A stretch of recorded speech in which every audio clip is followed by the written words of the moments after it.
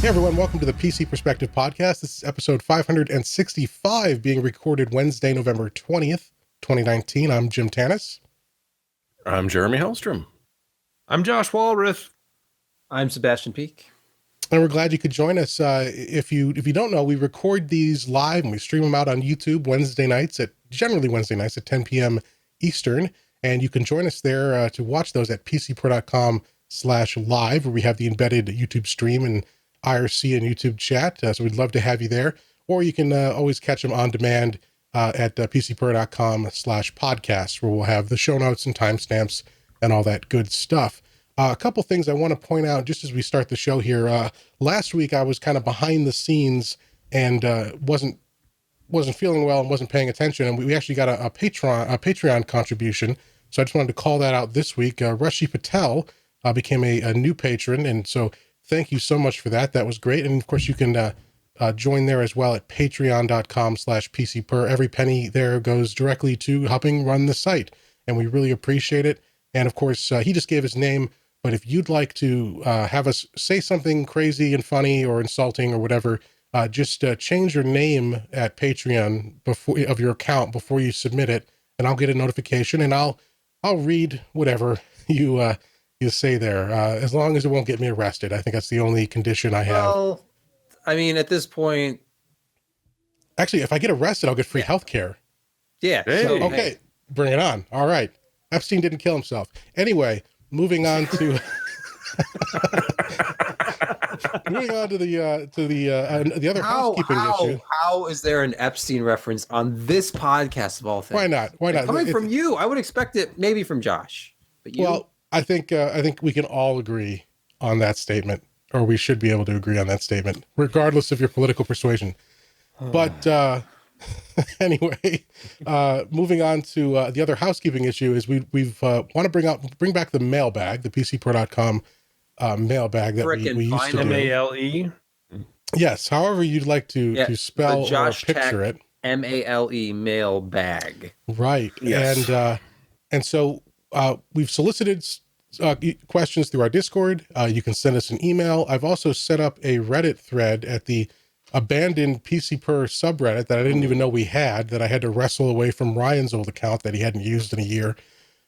So we've got at this subreddit at reddit.com/r/PCPer, there's a thread there where you can ask questions, and we'll try to answer them there. I mean, you can do it there. You can send us an email. We're just trying to provide different ways for you to get the questions in. And then all we ask is, if you have a particular person in mind that you'd like to answer the question, just let us know, and we'll record, Pick someone else, segments and find the person to answer your question. So get that in, and as soon as we have enough questions, we'll have a new video up for you. All right, and then the final bit of housekeeping is just for our own liability purposes, we need to make sure Josh is okay before we continue this podcast, because he consumed this today. And if you're on the audio version, this is his weekly burger was a burger with a fried egg with 2 glazed donuts as the bun. So I just need to ask, is that even a burger in there? Is that American what is cheese? What? that? What is the meat? Is that a steak? Two patties. Is that, No, it's just Okay. two burgers. It's local sourced beef that are ground up daily fresh. 2 patties, onions, some other sauces in there, and 2 full glazed donuts as the buns. grief. They're not messing around. I'm That's not even eating one for the donut next- cut in half. That's 2 complete donuts. yes, 2 burger patties and a fried egg and cheese. It's Yes. a little dense. all vegetables on the side. Did you eat any of the vegetables? Yeah, I They're did, just because you've got to. garnishment? Yeah, no, but it was pretty fantastic. I had to eat it with a fork and a knife because the glazed donuts were just disintegrating. So you did But it like was the still- George Costanza thing at your table. Yeah, it's still fantastic. Josh, let's talk about this. Do you often eat burgers with a fork and a knife? No, rarely. Okay. All right. Only when they get extremely messy, like this one got to quickly. but you're feeling okay though. No chest pain. So far, I had a salad with it. So Oh, well, Oh, okay. That fixes it. yeah, they cancel each other out. Balance out. Exactly. perfectly. Yes. yeah. Awesome. And is there a restaurant you want to plug in the Laramie area for this? This burger? Sure, it's called Born in a Barn. They have weekly specials. They've got the best smoked chicken wings that I've ever tasted. It's an all-in-one place. It's great. But by the way, Outstanding. in our YouTube chat, David Wilson says, just an audience note, no one was able to find the wrapper after. Josh, can you confirm or deny that the wrapper may have been ingested along with the burger? Well, I cut it apart quite a bit when I was chopping Okay, it up, all so right, who yeah. knows? I mean, it looked like wax paper of some kind, so it's Yeah. probably safe. Yeah. All right. Well, I guess if you're in the Laramie, Wyoming area, Born in a Barn, you've heard it here. Josh will buy you a burger. Yeah. Yeah, you provide your credit card, Josh will pay Yes. for the Yes. Yes. All right. Well, let's You jump will into take the me news. out to dinner. Hey, that's a once in a lifetime opportunity. You should. No, be you can do it damn more than once. I'm sure he'd be grateful for fine the with that. opportunity, too. No, you won't survive. So once in a lifetime. Yeah, But, so far I'm gonna live till 56 if I'm lucky. If I keep eating like this. Hey, everybody's got to have goals, Josh. Mhm. Yeah. 56. I mean, it's ambitious. I think it can be done. I think with our national healthcare system. It's only 9 years from now. Really? I would have put you at like 39, Josh. No, you're like 37, right? Yeah, I'll be 38 soon. Yeah, so And obviously yeah, need no. glasses. Hey, Well, it's the beauty of this. you're being kind. Josh is on a TV screen really far away. There. A little window. Zoom in. Oh, God. All right. No, Josh, you're looking good today. Hang on. I can make it better.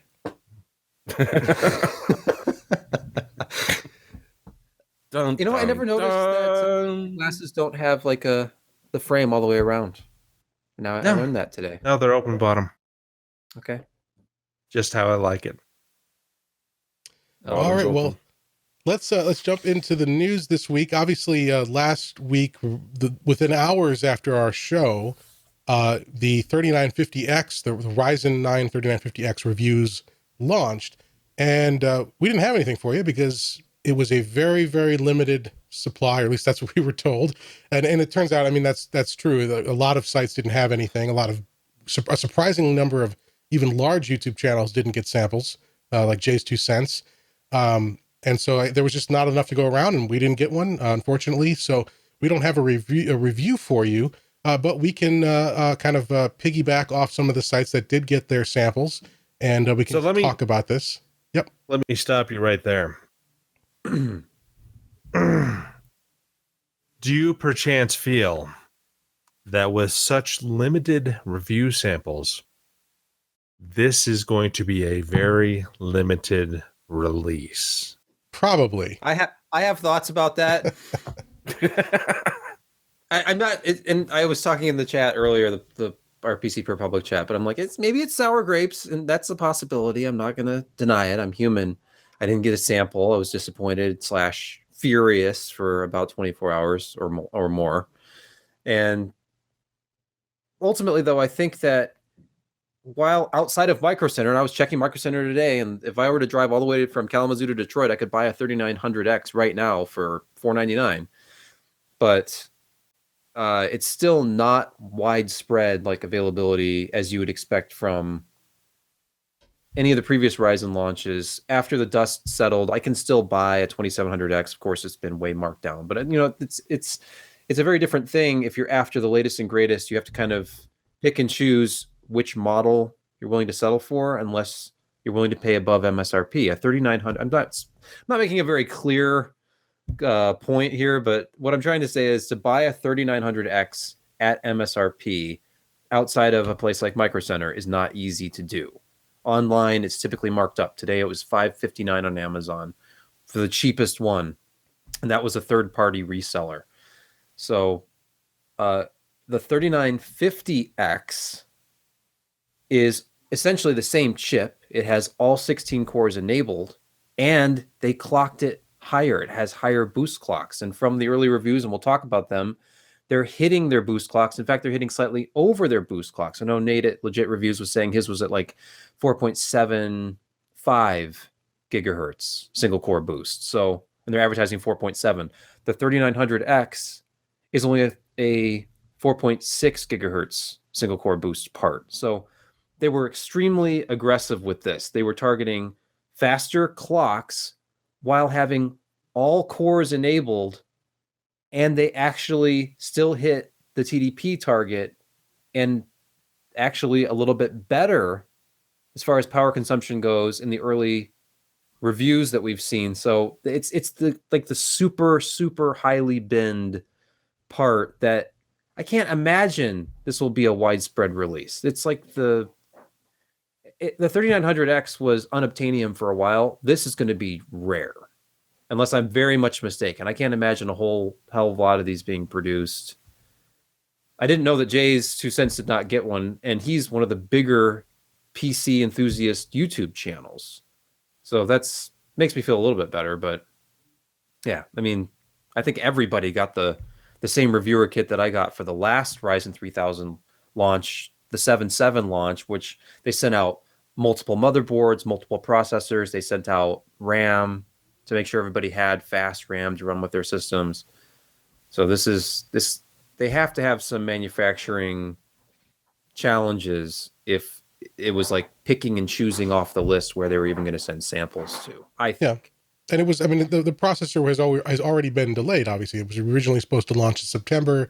They announced that they would push it to November alongside Threadripper 3. And so, I mean, yes, there's been... unless they needed to get the reviews out early and they're stockpiling supply so that they can have some semblance of a large launch, yeah, I think it's probably going to be hard to find one. And as Josh has said too, the way that they're doing this, if they can allocate some of those chiplets to Epic and make a lot more money, why wouldn't they? That's exactly what they're doing. And if you look at AMD's share price right now, they just surpassed $41. Yeah. 3 years ago, they were under $3. No, 4 years ago. Yeah, 3 to 4 years ago. They are under, there is like $2.49 a share. And now they're above $41. You can do the math. That's some serious money that has been made. And the reason for that is not their desktop stuff. Yeah, it's part of it.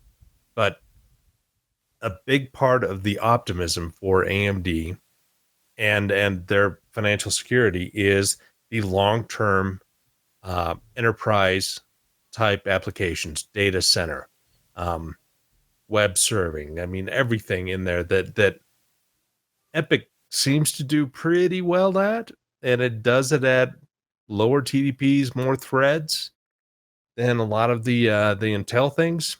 I mean, we can talk performance all day long. There are advantages and disadvantages to both, but AMD is building up quite a pretty good consumer base in that area. I mean, they're still under 10% in the overall. I mean, but Intel just today announced that, yeah, we're behind the ball in terms of being able to supply as many processors as we can, but we're working on it.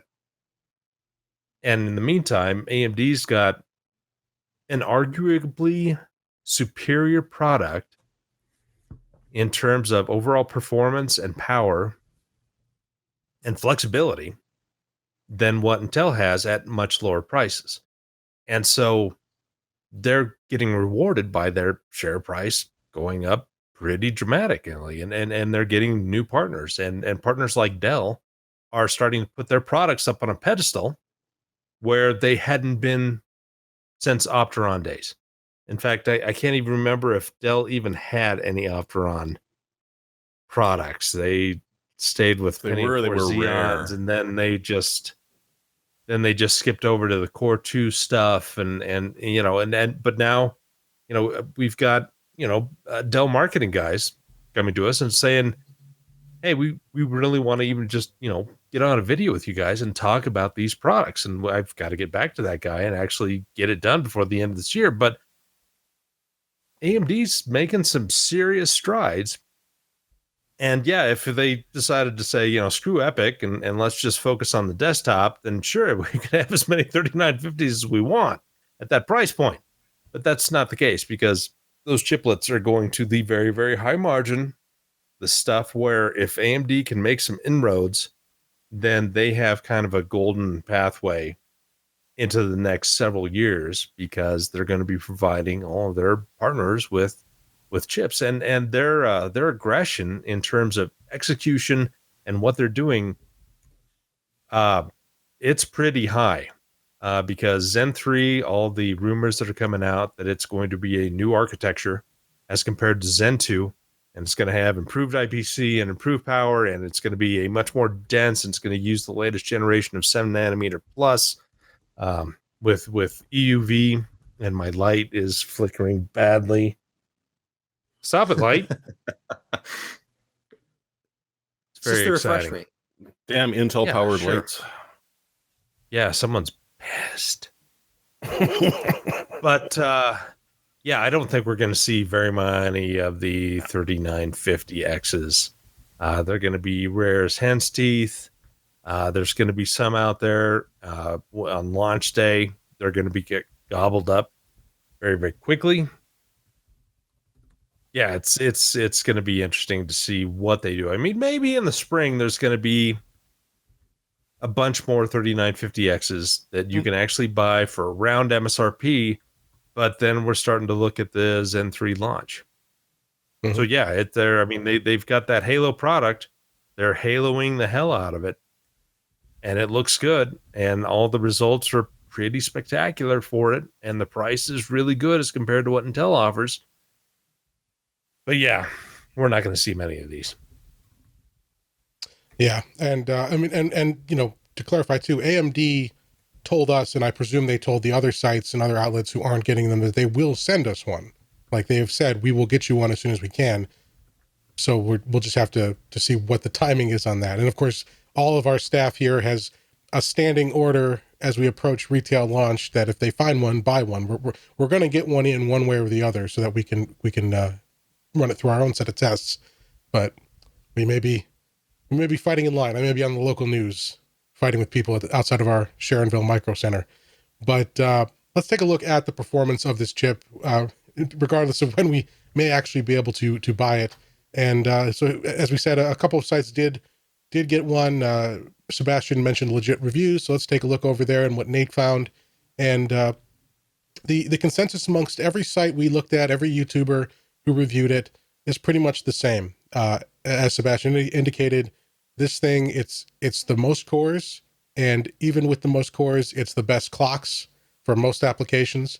And you compare it to what Intel has at their desktop, their mainstream desktop, which right now caps at the 9900KS, and in workloads that can take advantage of those additional cores and threads, it does very well. So here we're looking at Blender, and this is the Legit Reviews, legitreviews.com review. We'll have a link to all of these in our show notes. We've got the 3950X coming in, and with Blender, it's timed, so lower is better. It's significantly better than the 9900KS. Of course, having double the core and thread count, you're not surprised there. Here's Keyshot. Higher is better, and again, look at the difference there. Now, 9900KS is cheaper than the 3950X at retail, but again, you're looking at what Intel has at that mainstream desktop category, and we'd have to look at Cascade Lake X, their HDT components there, to match the core counts or get close to the core counts. But then, of course, you also have Threadripper 3 coming in on top of that. So it's a pretty exciting market. There's a lot of choice at these price points. Let's see. Are there any reviews or any tests that you guys want to call out that you thought were particularly interesting? Did you find it interesting that a lot of these reviews, well, maybe not, Nate's, but they really focused on gaming a lot? Well, I did see that that was a big focus, particularly amongst the YouTubers, which for their audience is generally gaming. And I guess my response to that would be when Lisa Su announced this in July, she called it the world's first 16-core gaming processor. So they are Right. It was pushing it. for gaming. That was the Yeah. tagline. The first 16 core processor for gaming. Because of course they weren't the first of 16 cores. Mhm. And they're bringing that to desktop, and of course there's been higher core counts than this on high-end desktop because of course that's a separate category just because of the price, like stratification or whatever that is. But Well, and that's the issue, or the thing you have to keep in mind as you look at this is great for workloads, whether it's gaming or video production, where you need cores and frequencies more than you need PCIe lanes, because those are the two big factors when you're considering spending a lot on a processor. You want the computing horsepower and or the PCIe lanes for multiple graphics cards or tons of storage or whatever, or capture cards, things like that. So you're looking at these two factors. The 3950X, although it brings it up to the HEDT level on cores and raw computational performance, doesn't have additional PCIe lanes. You're still stuck at, what is it? It's 12 available lanes. What's the 3950X after you take away the 20? Is it was 20 minus? No, it's 24. Okay, it's 24 minus 4. Yeah, so you get So 20. Yeah, so it's 20. 20. Yeah. So you get 4 with what goes direct to the first NVMe, and then 16 to the graphics, and then the 4 to the chipset. Okay. Yeah, So, so, but you don't have a lot of wiggle room there. No, for a gaming system, that's fine. For a basic workstation, that's fine. But if you want multiple graphics cards running at high, but it attaches to the X570, which has another 20 PCIe lanes. Well, but that are 4.0. As Alan taught me, those don't count. That's bullshit. Yes, I see. They're fake lanes. Yes, but the point is there is less flexibility for that. So in that case, you look at Threadripper, or which has PCIe lanes out the wazoo, or on the Intel side at their HEDT platform, which has I think up to 72 now with Cascade Lake X. So keep that in mind. We're seeing the merging of different needs, and some people may need one or the other, and some people may need both. And so just keep that in mind. But if you are like a video editor and you're using one graphics card and you don't have like a load of capture cards you need to load up or something, this is going to be a real compelling system. Yeah, but, Kit Guru actually put in the i9-9980XE into their benchmarks. And so this is the amazing thing about the new 3950X is it's matching the performance of that and coming damn close to matching the performance of the i9-9900K for gaming. Like it's doing both, and at least in the case of the HEDT from Intel, half the friggin' price. Yeah, and that's key there. So here's the Kit Guru reviews, and so they've got that 9980XE, which is about to be replaced by the Cascade Lake X. But they're about they're the same architecture, the same basic architecture. We expect slight IPC improvement on the Cascade Lake part, but this is a pretty good stand-in for what to expect there. And as Jeremy said, looking at 7-zip here, where the 3950X outperforms it by a noticeable margin. Let's see, where's some other tests here? Handbrake conversion. Okay, here are the 9980XE. Does occasionally it'll scrape past. Yeah, but again, that 9980XE was a $2,000 part at launch. Yeah. Now its successor, as we've talked about, its successor is going to come down to about $1,000 for that same core or that same product category, 18-core top end. Yeah. But still, same configuration and Although it's I'm also noticing in these charts that there's a lot of OC results, like overclock results with that, because he did do an OC on everything. Yep. Yeah, so that's the big thing about the new Cascade Lake X is higher clocks out of the box. So that should help mitigate some of the limited gains you're going to have from IPC because it's the same architecture. So it's just Yep. And of course, on the Intel side, they're going to argue, well, we have memory latency advantages, and there are certain applications and benchmarks that are going to show that better. Yeah, and they don't like those Ryzen benchmarks that are just general multi-core. Like AMD, obviously not huge fans of Cinebench, for example, because AMD dominates there. No. And one other thing to add to that sort of basic balancing cores versus lanes and all that is also memory. In addition to what Intel has as they like to advertise as an inherent latency advantage, when you look at the platforms, Ryzen as a platform is a dual channel platform. Intel's HEDT platform and Threadripper are quad, so you're obviously going to have that as a factor too. But again, only if your workload is going to take advantage of that additional memory bandwidth. So, a lot of charts. I don't want to, go through every slide here. Can we add one more? Yes. Add one more? No. I threw in the Tom's link just to show they did an ADA stress test. They have a power consumption chart there, kind of halfway down the page.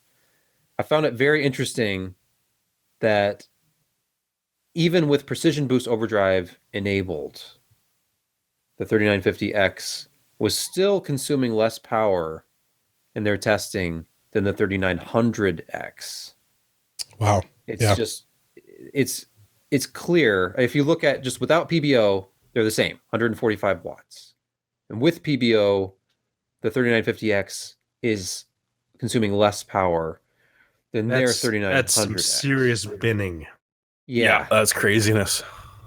And I saw this from multiple outlets. I was looking at their power consumption charts and that was one of the things I was most curious about myself when I was preparing to test this. And that to me is indicative of how rare this may end up being. And sure, there might be parts, these could be golden samples. Who knows? Maybe that's why it was so limited. But when these actually... I think every 3950X that will be sold is a golden sample. Well, it's going to be the best could there be a golden I/O chip, golden sample? Best binning chiplets, and only now I'm just saying this, but only 10,000 made in total. That would not shock me. Hey, they'll have these reviews for all time. They'll have their wins on the charts, even if you can't actually buy one.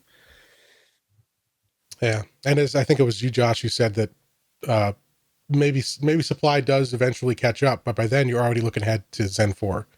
So, 3. I mean, Zen 3. Yes, excuse me. Yeah. Ryzen 4000/Zen 3. Can't wait for Ryzen 40,000. So if you're interested, I'm sure, if you're really interested in this stuff, you've probably already seen these reviews. If not, we'll have links to the sites that have review samples in the show notes. So feel free to check those out. And as I said, as soon as we get our hands on one, we'll run it through our test and we'll see how it compares by then. And if you have any additional questions, if you have stuff you want, if you look at the field of reviews and there's somebody out there who hasn't tested something, let us know, because we'll be doing our own testing eventually. And so maybe we can address those as well. So Jeremy, were you going for the Ryzen 40,000 in that, as soon as you go top speed, 30% of the cores go insane and start killing each other? Intel finally moving on to the 5th digit. They are. Oh gosh. I thought Core this i9 10,900 thing that you were so impressive, going off with. Yep. So Jeremy, so we've got Comet Lake for desktop, right? That's what we're seeing here with the 10,000 coming to desktop. I do like Comet the Lake Tunguska effect event. Clever. I was looking for something commentary, and that's stretching it a bit, but I liked it. So we now know that what these things are going to look like. Comet Lake S, sorry, because good God, we have enough lakes going on. And so we got a nice list of what we're going to see here. The big thing is that you're going to see, as you'd expect, a K version, a T version, and also one that just dropped its last name and only has, the model number. For the vast majority, all you're looking at is the difference in the TDP, with the Ks being a little more power hungry to the point where they don't really say what they're going to be, but 80 is what I've been hearing on a couple of other sites that saw a different list. But how would you feel about 10 cores, 20 threads, running round about 5.1 gigahertz boost on a 14 nanometer plus platform? Not sure how many pluses we're at now, but it's a few. They're going to need to leave extra room on the box for all the extra pluses. Yes, along with the model number. And one of the nice things is that even the people shopping at the bottom end for the Core i3s, like the 10,100, is going to be dual threaded. So you're going to have 4 cores, 8 threads, which is pretty nice. And it's ranging between 3.2 gigahertz to 3.8 is not too shabby for what's going to be a fairly inexpensive processor. The trying to think what else we sort of got. Like, this is pretty much all off of this one particular table that was leaked out. So, we know only a little bit of it. The TDPs are about what you'd expect. The T, they mention the lower end and mobile is going to have a 35 watt TDP. We don't know if it's going to be adaptable like we saw in the previous generation, where you could jump between 25 to 35 watts depending on what you wanted to do. But again, we'll see. And Celerons are still around. These guys are not going to be multi-threaded. Sorry, guys. And for the most part, they don't have a boost either. What you see is what you get as far as they go. Is there anything that actually really stood out to anyone in this?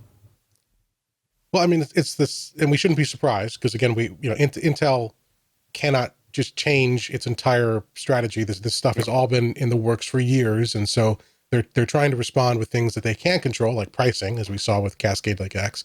But with their desktop stuff, this is going to be a very similar part to what we have now with the 9900K, but they're bringing core counts up across the line, all the way, as Jeremy said, all the way up and down. You're going to see either more cores or hyper-threading where there wasn't previously. And so that's good because Intel still has very good IPC, and it's all going to come down to what they price it at.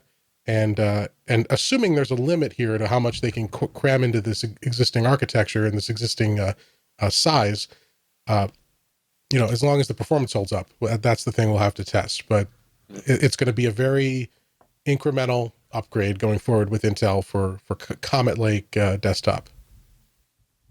Yeah. But the prices will be the big one, I guess. Yeah. And we think, it's interesting. We'll see. They seem to have got that message with how aggressive they were in HEDT. Well, of course, they had to be aggressive. That was a huge issue for them comparing that product lineup to what AMD was bringing out. So we'll see how that goes going forward. Now the question is, will you be able to buy one? We talked about not being able to find a 3950X. Well, we've known for almost over a year at least now, right, that Intel's been having supply issues. Not necessarily, I mean, to a degree, yes, as you as a consumer going to Micro Center or Fry's or something and picking up a processor, but more importantly to their vendors, their partners, the people building the systems, there's been supply issues. And a very surprising development today, or at least dated today, was this letter that they publicly posted. It's a PDF over at Intel's newsroom. We'll have a link to it in our show notes. And it's a letter from their Executive Vice President of Sales and Marketing, Michelle Johnson Holthaus. Is that how it's pronounced? Holthaus? Holthaus, whatever. Holthaus. Dear partners, scroll up. Dear customers and partners, we're sorry to announce that we cannot fulfill your orders in a generally acceptable manner throughout the rest of the year. So, as a condolence, we're going to raise prices. Well, that's not necessarily what they said, but that's an actual quote. Is that they're going to raise prices?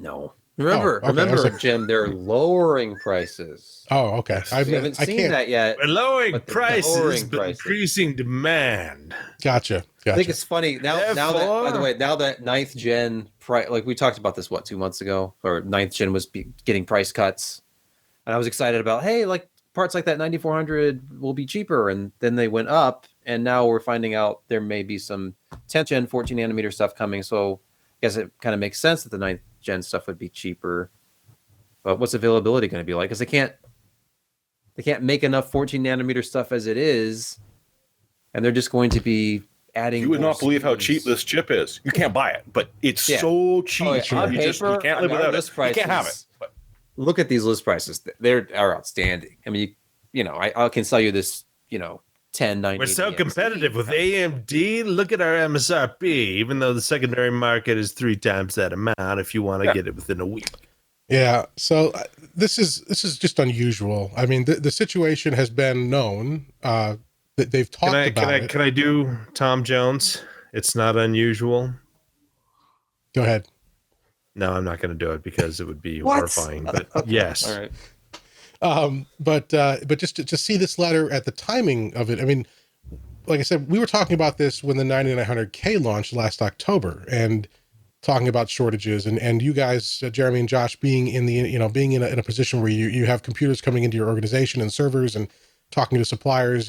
This is not an open secret, so to speak, but it's just known they've had supply issues because 10 nanometer did not ramp up and get into the market as fast as they could, and then the demand for 14 stayed high and they couldn't accommodate it. It's like that story I had of my boss who went to the Dell conference, and people were asking, it's like, what is the lead time of these Xeons in this, in this price range? And they're like, it's going to be a couple of months, but would you be interested in looking at the AMD EPYC? Yeah. And that's, I mean, good Dell. For AMD. Well, Dell, like you don't hear that from Dell until very recently. No. They've got to sell their parts. They've got to sell their systems. They do.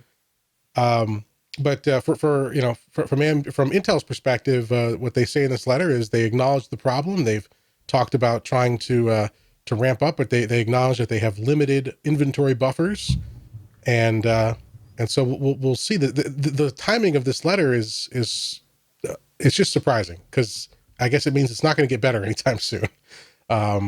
So we'll see how things go with Intel. They just had their financial results and they did very well. There was record-setting revenue, so they're selling everything they can make, and to a certain extent, it's a good problem for a company to have. Except if it goes on too long, as Josh said, their partners may get their customers hooked on Team Red instead. For the next year, at least, before they do a model refresh. It's not like these companies buy new systems every year. So if these companies are like, you know what, I'm going to go with AMD, it might be 3 years. It might be longer. Up to 10.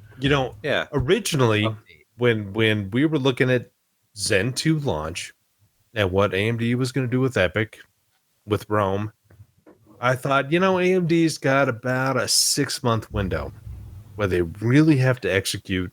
They've really got to, get their product in there to be able to, because, 6 months after that, Intel's going to have their stuff and they're going to compete and they're going to outproduce.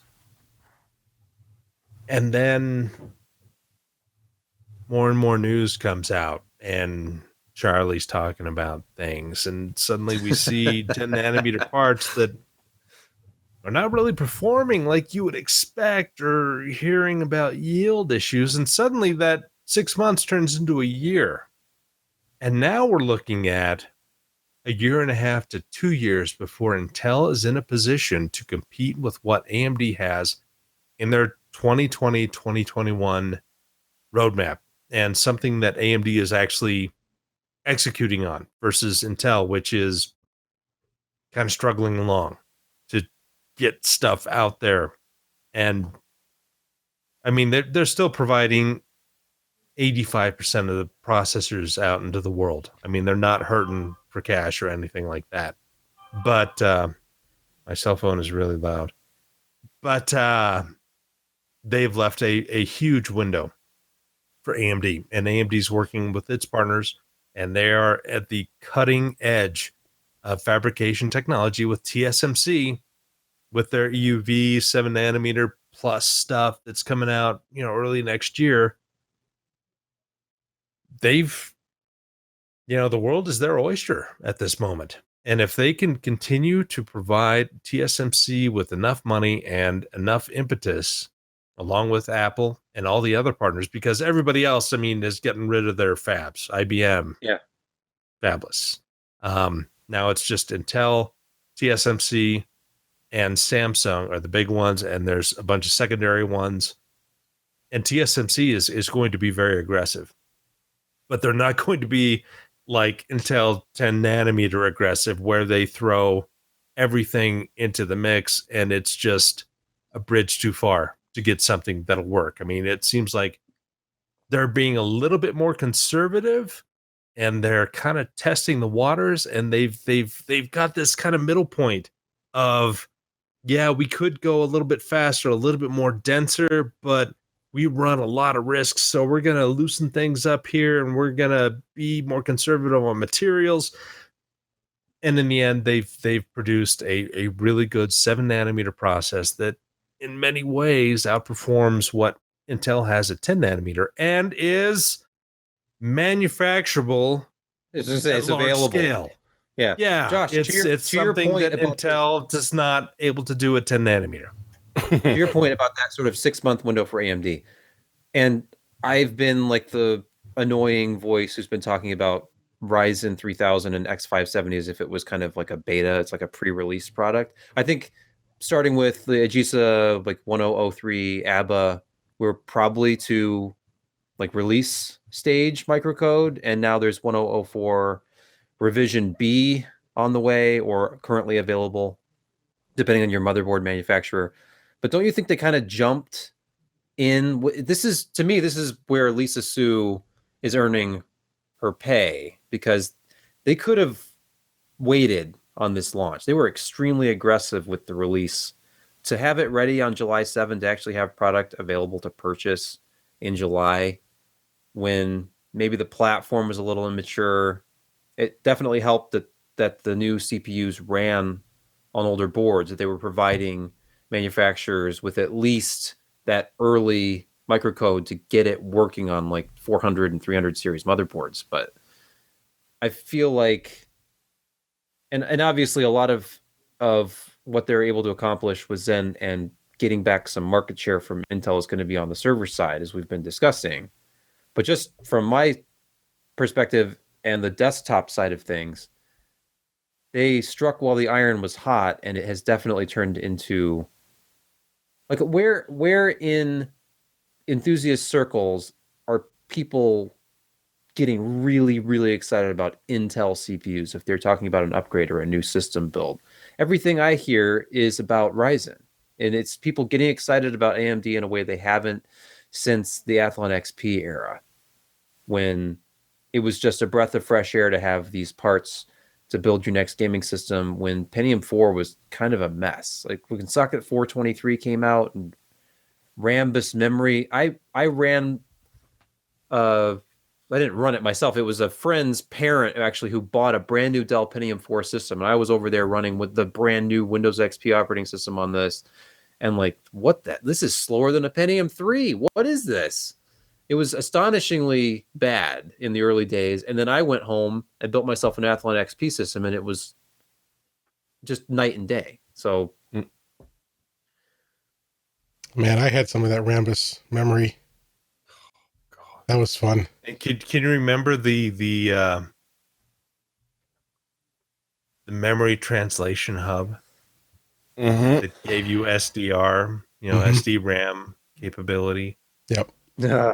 Yeah, worked so well. That was good stuff. They paid out some money there to people because of all the data that got corrupted because memory translator hub was shite.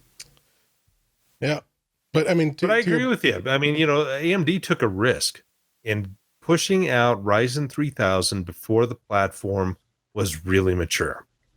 I mean, yeah, they had X470 stuff that'll run on, but you weren't getting the PCI 4.0. And, there's other internal things with the Ryzen that, wouldn't boost as high, and they had to have a lot better controls, and they were dealing with, motherboards with less amount of firmware that they could support multiple CPUs and all these other issues. But they cut that one tight, and they cut it close. And I think in the end, it really did work for them, because they pushed Intel against the wall in terms of desktop, and now we're seeing that kind of cascade into enterprise, and it's going to be really interesting to see where AMD and Intel go in the next 8 months, because Intel is they're limited with their production with 14 nanometer. I mean, they're improving that. But I mean, 10 nanometer is really, for all intents and purposes, kind of dead. It's Yeah, really, honestly, they're going to produce products there, but it's hard, and it's if not. they didn't have their own cost fab, they effective. could have been designing for 7 nanometer themselves, and TSMC would be trying to spool up another fab to meet the demand of everybody. Obviously, is using them, and it's not just CPUs; it's obviously graphics as well. But I guess we've talked about this before, but they want the control. They love that situation where they have their own fab, but at the same time, if they're having this much trouble moving off of 14 nanometer, and now it's going to be at some point in 2020 before we're going to see desktop parts at 10 nanometer, and there's just a couple of options out there to buy a 10 nanometer product. I was looking at a document on Intel's site yesterday. It was actually a PDF of specifications of the new 10th generation NUC. I haven't had a chance to write it up yet, but that's 14 nanometer. Like their small form factor 10th gen desktop is going to be 14 nanometer. I thought at least that's where we'll see 10 nanometer desktop first, right?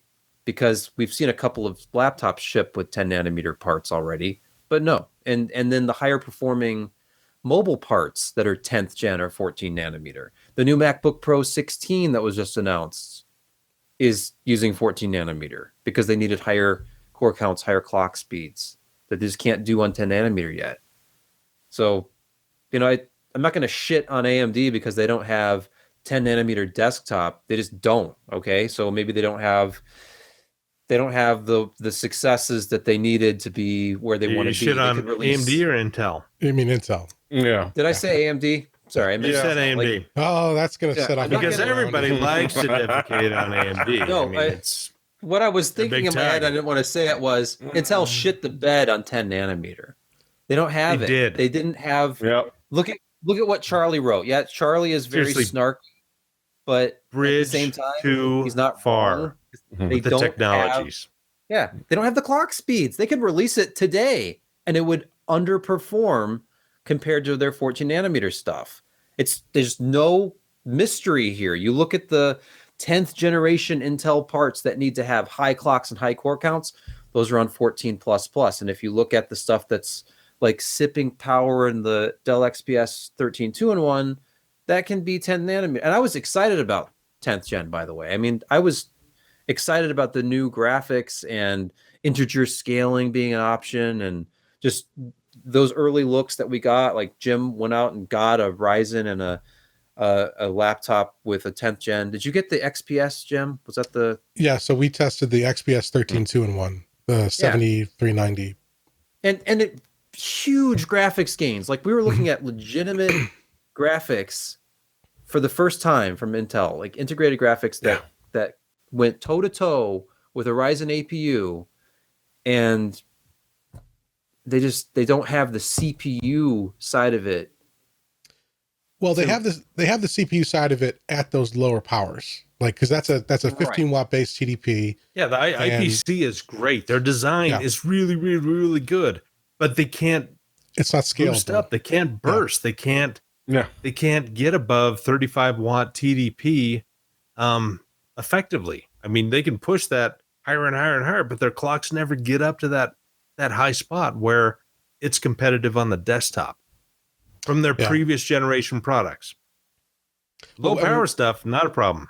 We were, as details prior to Ice Lake's launch came out, as details were being fed to the press, I was at an event in Santa Clara, and there were a number of calls, and they were telling us stuff, and there was a point where they showed that the architecture was going to have for Ice Lake was going to have an 18% IPC increase, gen over gen.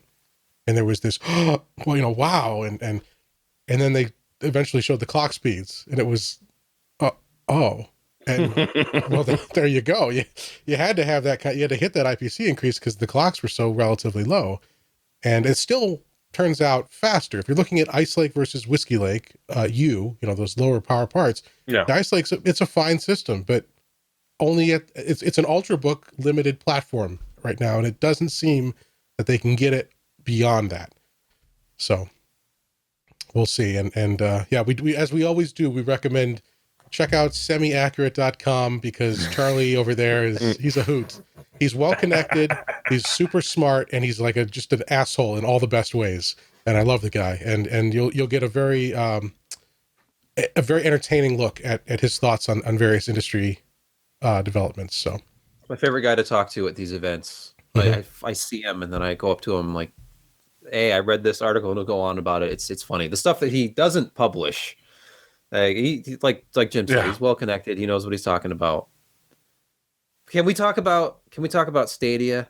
Speaking of Stadia, shitting on things. You need to, because I need to go get another beer. All right. Okay.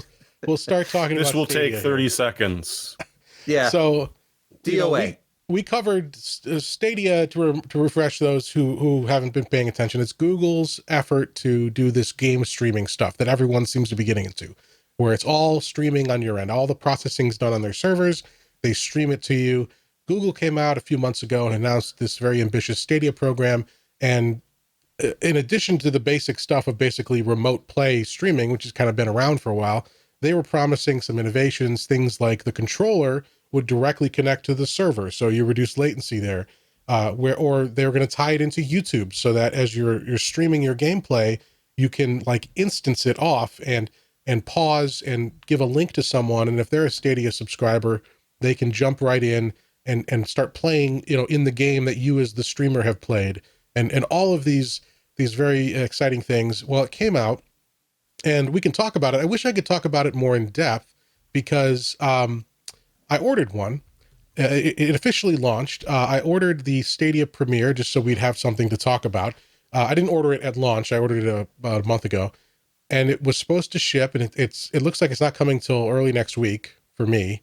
But what they were supposed to do is you don't need the hardware to play. Up front, you do need to have it because this is like the beta launch window. But the point is you can play with any type of Chrome browser-based device and a compatible controller. So the plan was, even if you don't have your Stadia hardware, they'd send you a code, which would let you sign up and start playing right away. Nobody got their codes. So I didn't get a code. People I've talked to didn't get a code. The press got early access. But like a lot of people out there who pre-ordered didn't get the codes they were promised. I'm still waiting as of right now, as of this evening. So I haven't been able to test it. But looking at the press and what they've said, it's not good. You're missing out on 22 whole games. Well, sure. The game library up front is limited. This is a subscription you gotta buy service. them again. Yes. Yeah. So you pay for access to the service and you pay for the games. Plus, who is unhappy with Google by almost copying one half of their album title? Stadia Arcadia. Who's got it? Who's got it? I got it. Think about it. I don't know. The Peps. I'm not Chili cultured. Peps. Okay. Yep. Come on, you don't know Red Hot Chili Oh, Peppers, Jim? God. No. Wow. Stadia Arcadia, baby. Yeah. Okay. But the press who've had a chance to review it, it's been pretty meh, ranging from okay to this is terrible. Lots of latency issues, lots of video quality issues, limited game You're not allowed to selection. use the L word, Jim. There is no L word problem with Stadia. Sure. They fixed it. They fixed it with their special preemptive control mechanism with the special controller and the secret sauce. Of course. But of course, the other thing I've looked at as I've been looking at these reviews, most major publication writers are based in New York, San Francisco, Los Angeles. They're based in cities close to Google servers with very good internet options. Shocking. I'm here in Florence, Kentucky, where I have that is an internet nexus of fiber and high speed internet. But it ends If you're at on the the Ohio right River. street, I'm south of the river. And so there's no. So you'll only be getting stuff in like 720p when you finally play it. Well, I did that. You can do a test. You can go to the Stadia website. They'll do a speed test, and they can tell you. They say I'm eligible for up to 4K because I have good downstream bandwidth. The upstream is the issue. But you only get 4K if you smear Vaseline across your entire screen. Yes. Well, that was so. Yeah, and another issue. At least one eye that's with what a I would pencil. love to talk about. Yes. Yeah, people Because they're reporting. not actually streaming any 4K. Let's be honest. It may be a 4K signal, but the the games are being rendered at a lower resolution. Yes. And that's something I was reading at 95 Google, wrote this kind of angry little piece, which I appreciated, where they referenced Eurogamer, they referenced a conversation The Verge had with Bungie, the Destiny 2 developer. And Bungie had to admit, well, the Destiny 2 version for Stadia is actually 1080p and then upscaled to 4K. That's the 4K version for Stadia. If you look at screenshots of Red Dead Redemption 2 on Stadia versus even the Xbox One X, it's being rendered at a lower resolution. Apparently 1440 according to Eurogamer, and then upscaled to 4K. And this is on a Chromecast Ultra. But if you look at the quality, it's just miserable. We've seen all sorts of negative coverage about DLSS from NVIDIA, which is kind of doing the same thing. But this looks dreadful. It's like low resolution, and it's blurry and kind of anti-alias looking, and it's like it's just marketing. They're marketing 4K 60 on all these devices. If they were actually streaming 4K 60, remember what the actual hardware is powering this. Your instance, when you're playing Stadia, is so many cores off of an Intel CPU, and then an AMD, the equivalent of an AMD Vega 56. I don't think you're reading a lot of reviews that point to AMD's Vega 56 as being a mainstream 4K 60 gaming part. People aren't even talking about the viability of an RTX 2080 Ti as being your 4K 60 solution across the board. There are still games that 1440 Ultra is bringing your graphics card down to about 45 FPS on average. Red Dead Redemption 2.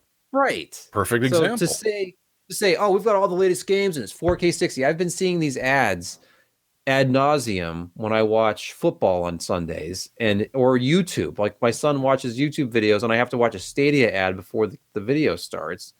And part of their marketing is 4K 60. There's no way that hardware runs 4K 60 unless they're running ultra low detail settings. But even then, like 4K upscale. It just works.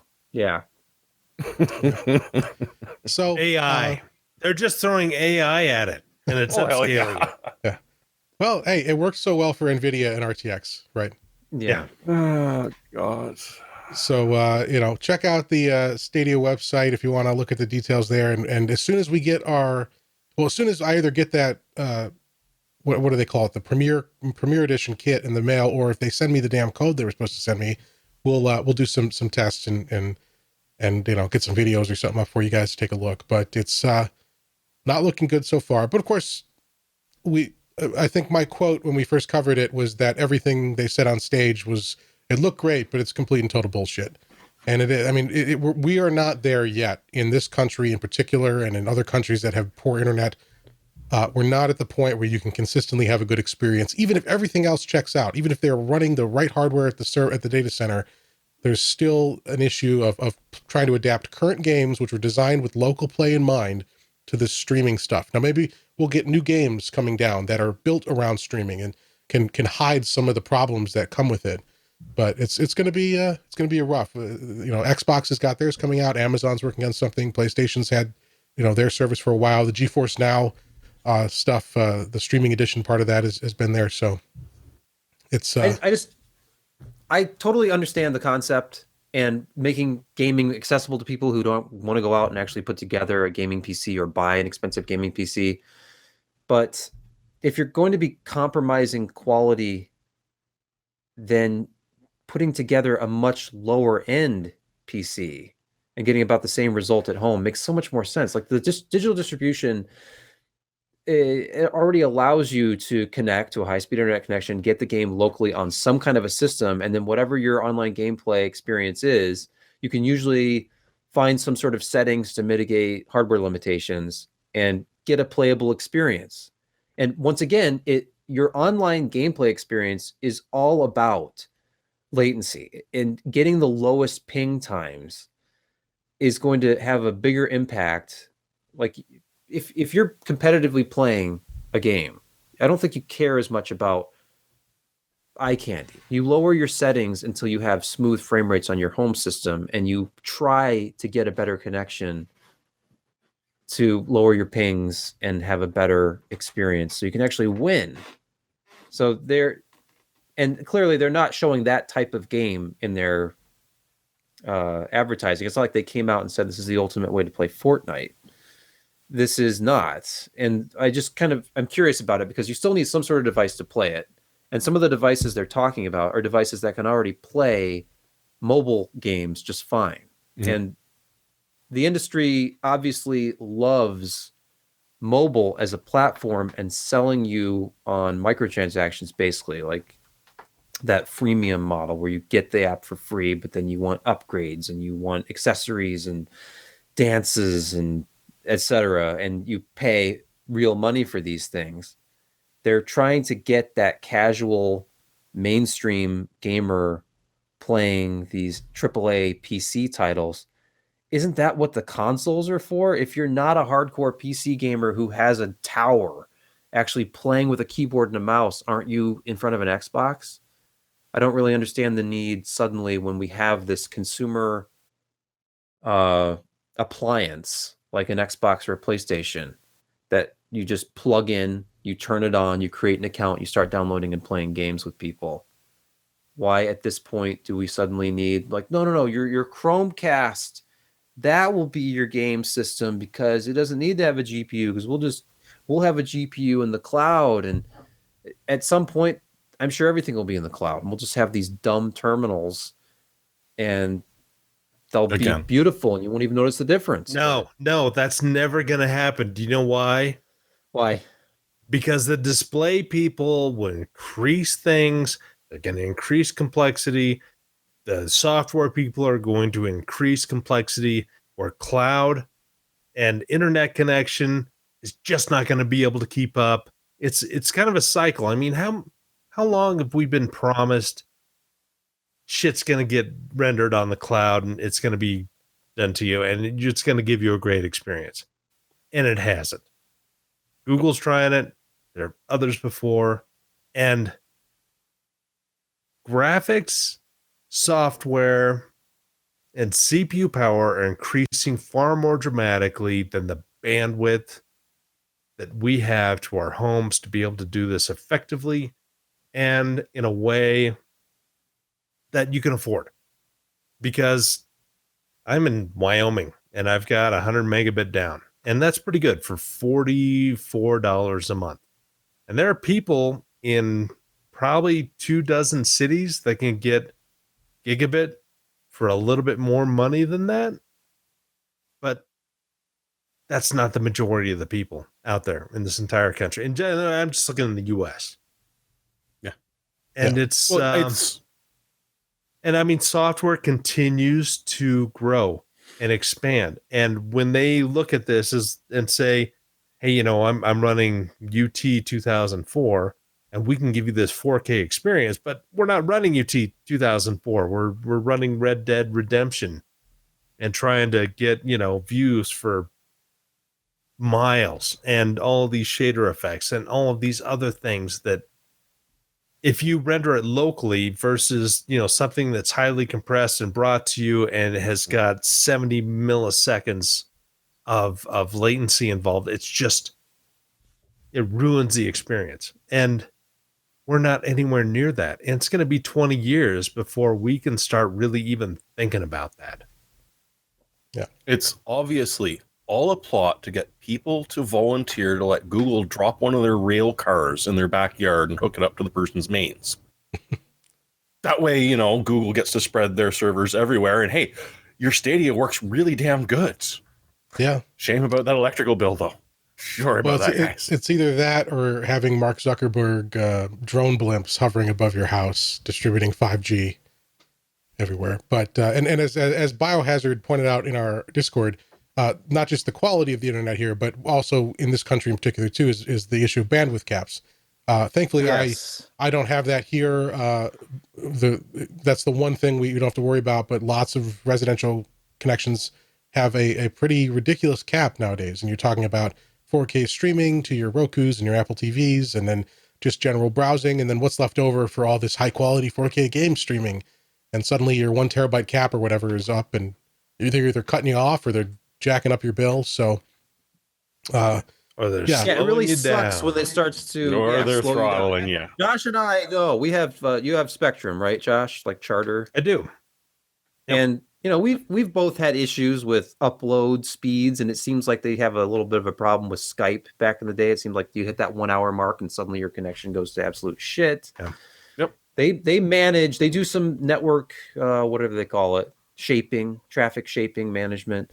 And it's fine for, download is okay. It's not amazing. Upload has always been constrained. I don't live in an area where I can even get there's certainly no fiber, and there's nothing with a. There's no affordable fiber. Yeah. No. You got $1,000. Yeah, no problem. A month.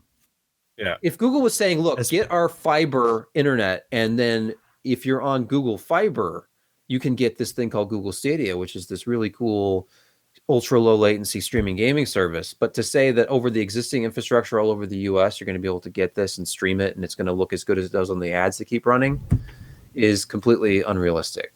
Do you know how much dark fiber there still is across this entire country? Canada's just as bad too. It's, they in the 90s, they laid down all of this fiber and have never done anything with it.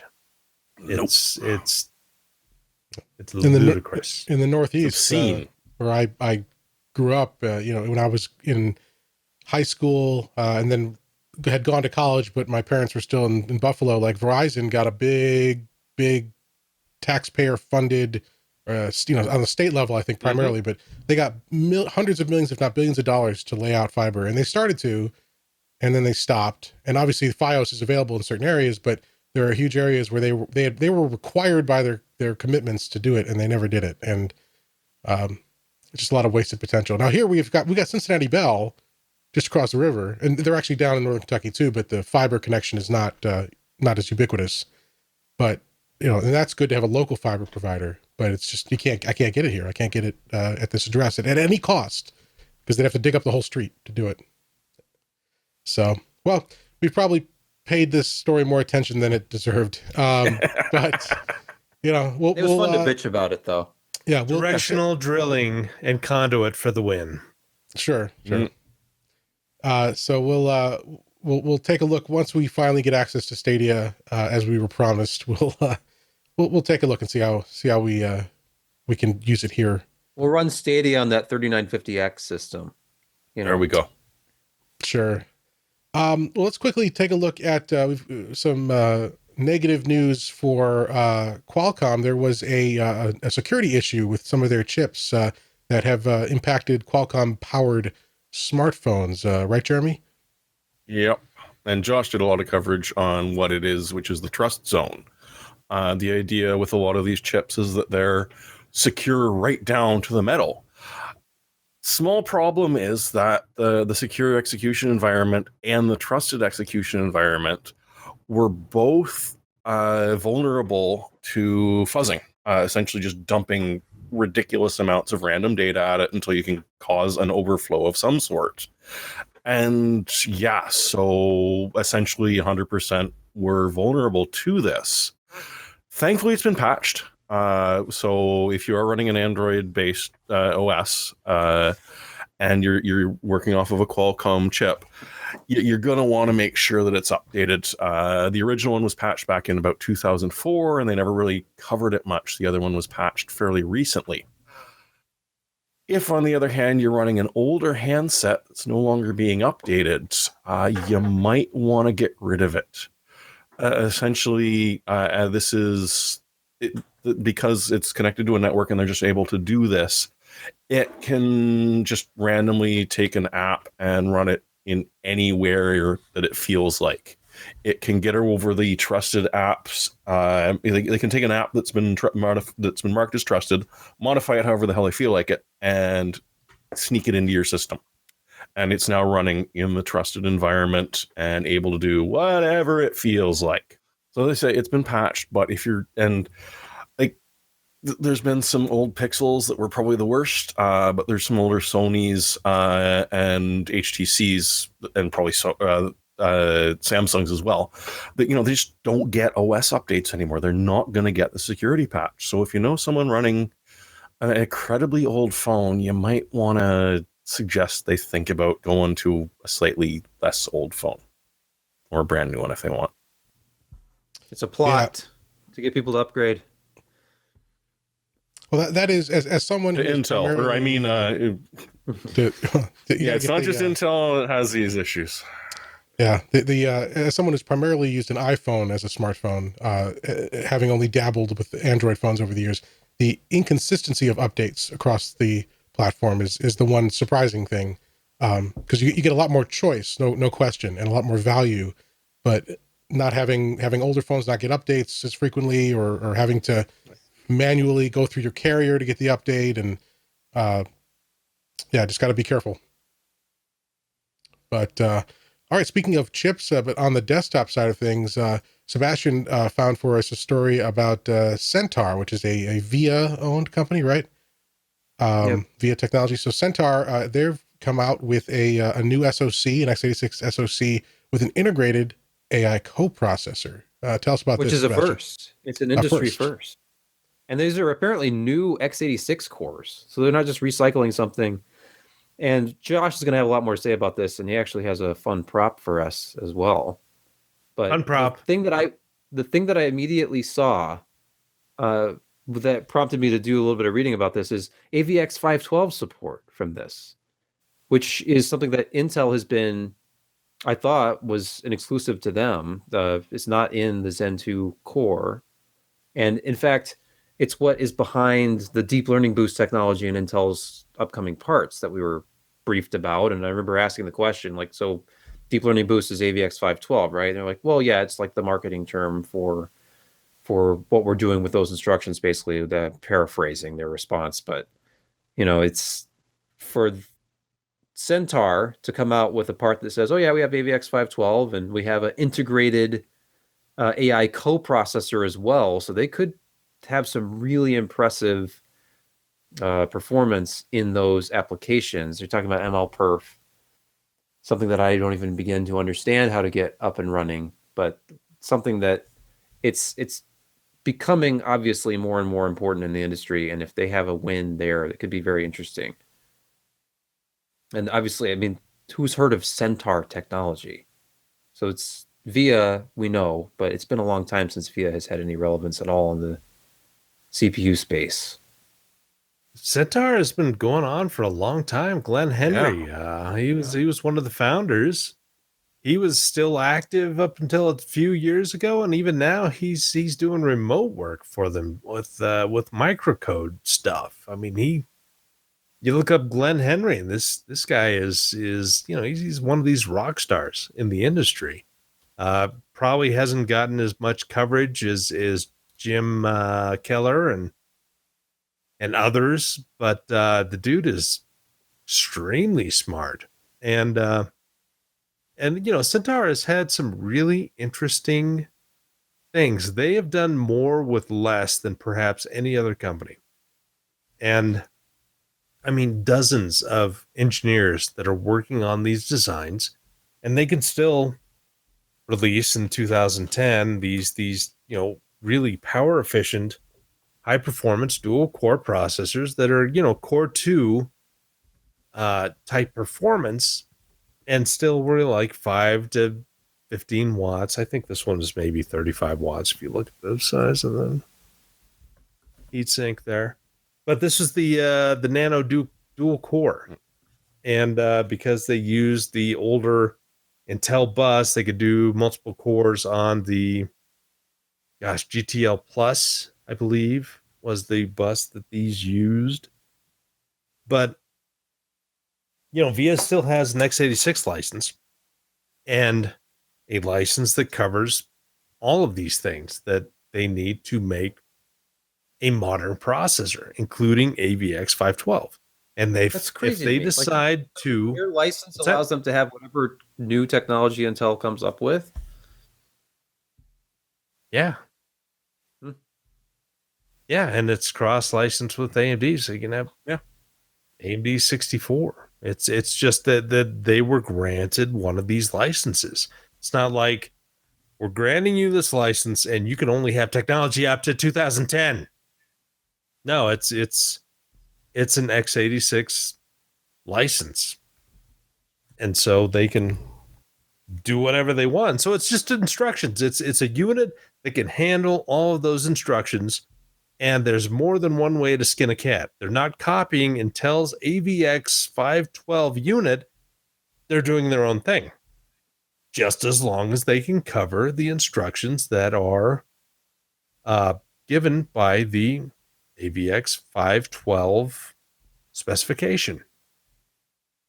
So unless, something that exists outside of x86, like some of these AI coprocessors, then yeah. But no, I mean, AVX stuff is I think it's all within the x86 license, as well as AMD stuff and things that they do to the basic core of these products. But when you're talking about DSPs and coprocessors and that, those are not covered. So, AI stuff they can kind of market. But anyway, Centaur, there's some smart people there. They have some really interesting things, and if they can achieve pretty good performance at low power and that kind of compatibility, there may still be an area for them to get some products in. So, and I guess both Sebastian and I are not familiar with this company. Are they still a force enough that they would be positioned to make a move into the market? If this does turn out to be compelling, do they have the resources to push this in and take on Intel? And I'm not a prognosticator, but however, the chances are low. Looking at historical volumes, extremely low. VIA made some pretty good money in some pretty closed infrastructure area with, mechanization in industrial applications where they do almost turnkey solutions to things that cheaper, low power, can handle more extreme temperatures in China and Asia. That's where they've made money off this stuff. But, you're talking about signage, and you're talking about some high temperature CNC machines and things like that they have sold their products in, and some low level, automation type stuff for industrial applications. Basic computers for people, they've had very limited impact. I mean, some more so in China around 2010 to 2014, just because it was more of a closed market and they were able to offer good performance at low power and, sold to companies that were able to, do really, really, really cheap computers. But other than that, it's been downhill from them for, from about 2014, 2015. And so this is an interesting move for them, and we'll see how well it does. I don't know. I mean, they're not going to change the world, but they could carve out a niche for themselves. All right. It looks really good on paper. Yeah. Yeah. And I think, as Sebastian alluded to too, part of it is us having to understand the whole thing where we started with AI, deep learning, machine learning, understanding the workloads, understanding the more abstract stuff. Our core audience is enthusiasts, but it's important to keep an eye on this stuff. So we've got to figure out how to measure and interpret some of these results.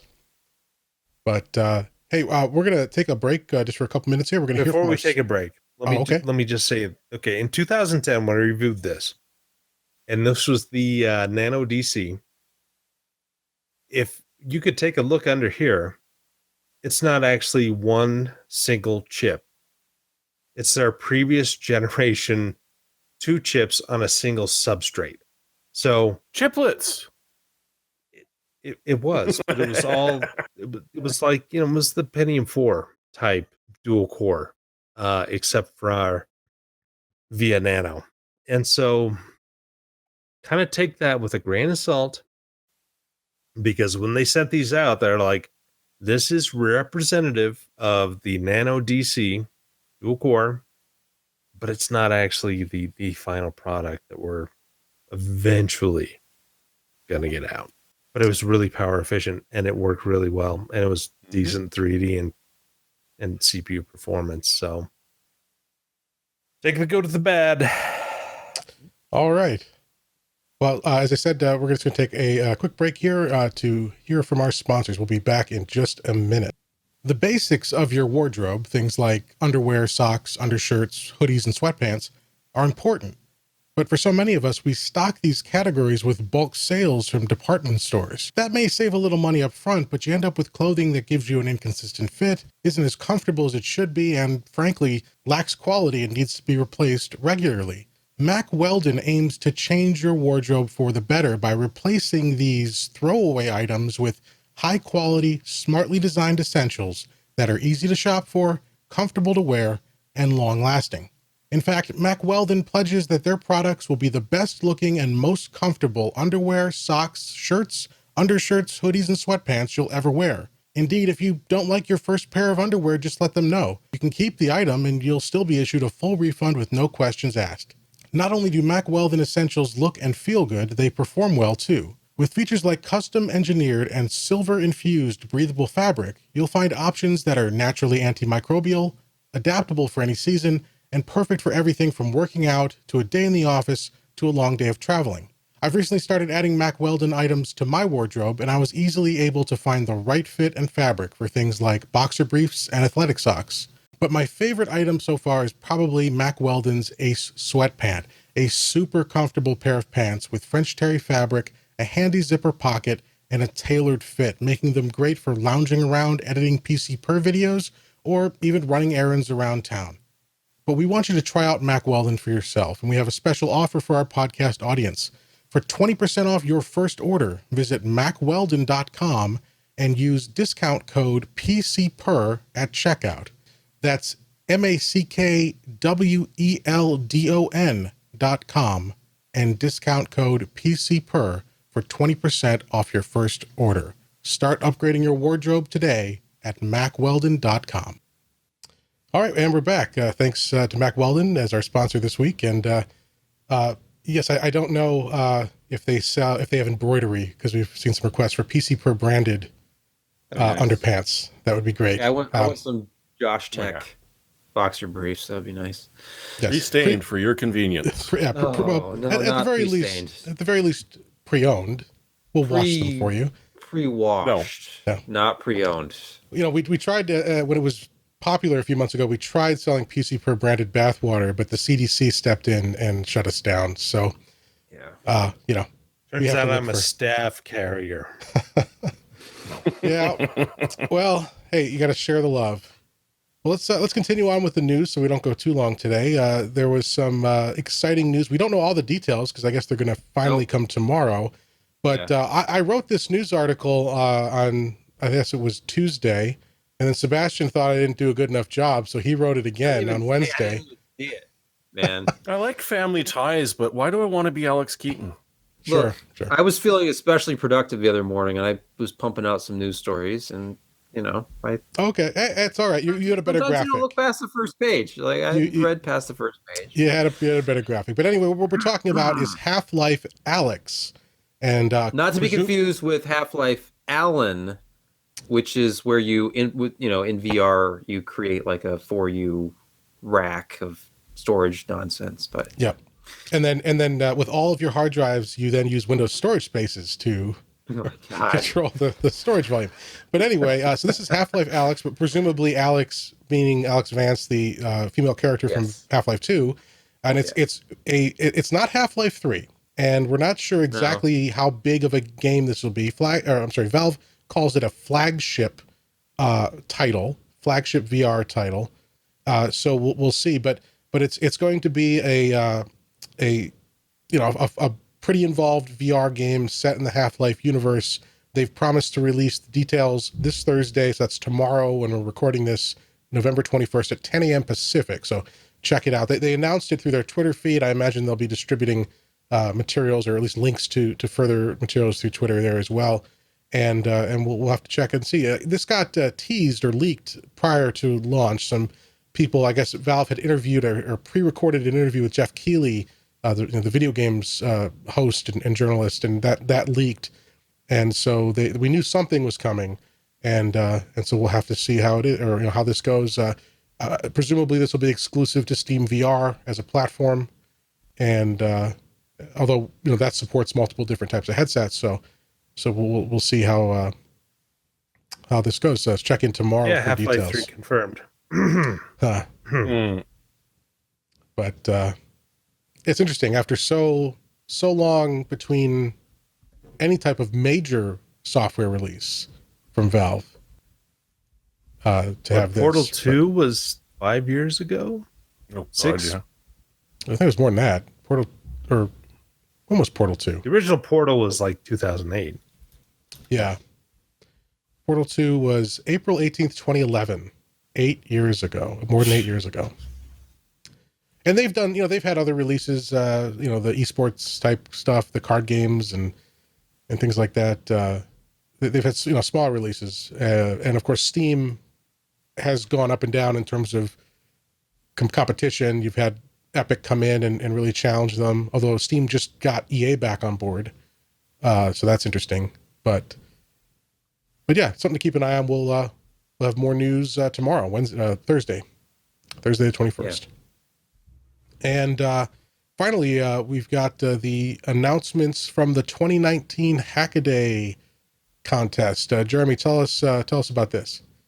Oh, this is always fun. Hackaday puts together this prize where there is numerous prizes to be won. You don't even have to be able to build what it is that you're planning on building, because there are prizes for just presenting a very well drawn out plan for a project.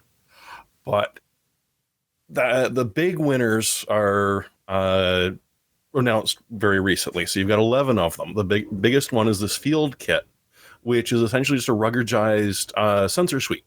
I sort of refer to it as a tricorder. It's not quite as portable, but essentially it can do just about any sort of data gathering remotely that you are going to want. And part of the big reason I think that they won it is because they slapped a nice UI on it, so that someone who's doing biological research doesn't have to learn how to program a computer. They just, here's the sensors, plug this in here, plug that in there, drop it in the water, away she goes. It's really interesting. Personally, I loved the 3D printable working prosthetics. Literally, you can now print out a working prosthetic limb, as opposed to spending huge amounts of money on one of that you buy through one of the providers nowadays, and that isn't necessarily going to do everything you want it to. Whereas this one, it's open source. You can do pretty much whatever you feel like with it, which is just, it's impressive to see what some people with, a lot of ideas and a little bit of financial initiative or incentive are going to do. Like, for instance, the field kit won $125,000. The rest of them are about $10,000. Up to and including if you really, really have to have a Linux-based tablet, here you go. There is a project to go straight through on how to build it from the ground up, and away you go. So it's worth taking a look at. It's a lot of fun. And I was going to cut to Josh here to give him an opportunity to say whatever he needs to say about the prosthetic arm. No. Okay. Interesting. Okay. Well, it's a back scratcher with AI. All right. I was curious about the gripping motion, but that's fine. And that's the rest of the Hackaday Awards. We'll have a link in the show notes to that. Let's move on to reviews. We've got a couple of reviews, including a new review from a new member of our review team here. So we'll get to that. But first, let's start off with Sebastian. He reviewed for us some Corsair IQ QL RGB fans. And they're right here in this case next to me. I stuffed all 5 of them that we got. We got 2 of the 140s and 3 of the 120s. It's interesting because, and I've got the box here. This is the QL series RGB fan, and what they've done is they've basically taken, like, okay, here's one of your standard Corsair addressable RGB fans, and I think this one just has 4 lighting zones. It might be 8, but they have lighting around the hub, and it shines through these sort of translucent fins, and it looks nice. But then they have higher end fans where they put an additional lighting ring around the perimeter, and they're up to like 16 zones, like 12 around the perimeter, 4 around the middle. With these, they've literally taken that concept that's on like the LL series fans and doubled it. So now both sides of the fan have the same lighting configuration. So the inside of the hub and the outside of the fan have 4 zones apiece, and then there's 12 zones around the front and back outer ring. So it's like double the light output. So, and it's hard to take pictures of this stuff, and I did the best I could in the review, but it's just a lot more lighting. It certainly makes a big difference for the inside of the case. I thought that was kind of a more impressive thing than what it was doing externally, because their fans already look good from the outside. Of course, I don't have the best camera angle here for anybody watching on video, but it's, to me, that pretty much, like, there are no internal light strips on this case. This is a new case from Corsair. It's the Graphite 220T, which I haven't finished the review on this yet, but it's a great showcase for these, because by literally just putting in my motherboard, which has some RGB lighting already, which is pretty common these days, got RGB memory from Corsair in there, which casts a little bit of light, but I'm completely illuminating the inside of the case here just with the fan lighting, and it is putting out just as much light on the outside of the case. So it's interesting. I mean, I didn't do like noise and temperature test these versus the LL series that came with this case or anything like that, because honestly, these are $140 for a set of the 3 fans, and it's $120 for the 2 140 millimeter fans. If you're spending that much money, like entry level graphics card money, on just a 3-pack of fans, you're probably not buying it because they're the quietest fans, and they're absolutely not the quietest fans. They're PWM fans, so you can customize your profile. You could make them spin at 600 RPMs all the time if that's what you want, and they're just as quiet as the previous models I've tested in these cases. But it's literally like a luxury fan item, and I thought it was kind of cool because you just literally put these fans in a case, and now the case is as lit up as if I had put in like RGB light strips around the perimeter. So just so expensive though. They're pretty though.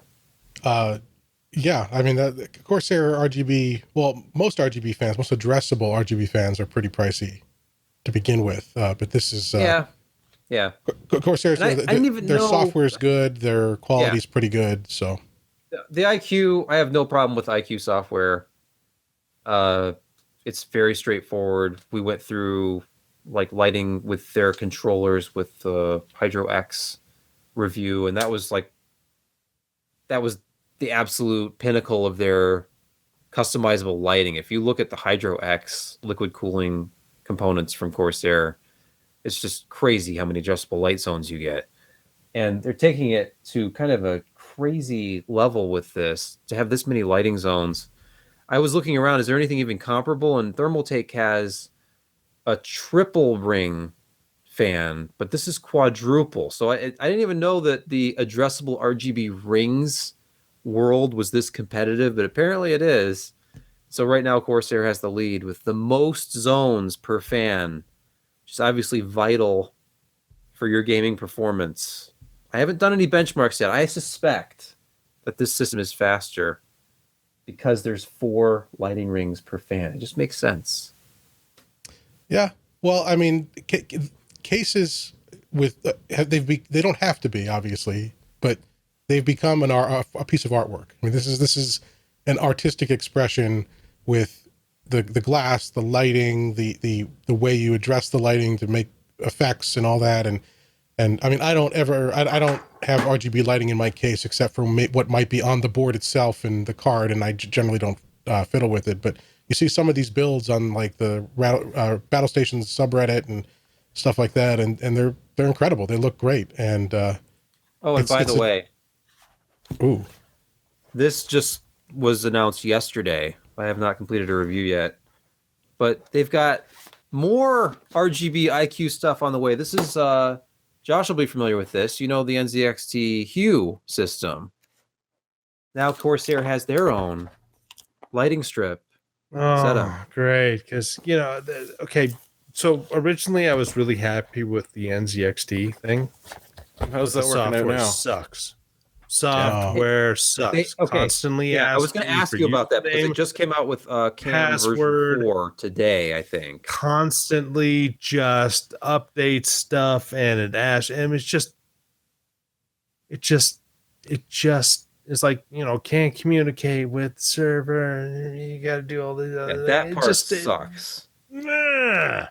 That's where I liked IQ better in that regard, because when I was setting this up, I actually had to manually go and check for firmware updates for the controller, check for an update for the software itself, which I needed to have the profile for the QL series fans, because it was an older version of IQ I had. But straightforward and nothing happening automatically. I never like anything running in the background if I don't have to.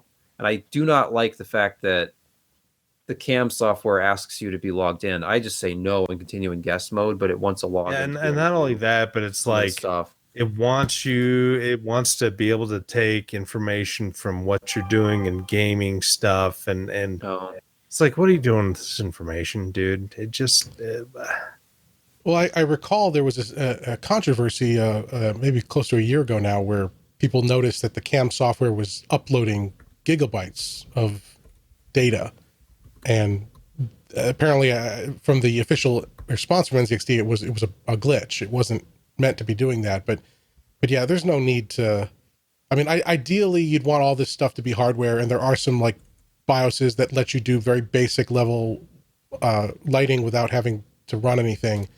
But if you have to run software, I've personally found like Corsair's IQ, and then the Logitech G, I don't know what the official name is, the G Hub, I guess. Yeah. Those are two that they seem to run fine. They don't have a lot of system resources. They don't require logins. They don't use a lot of network connection except to like check for an update.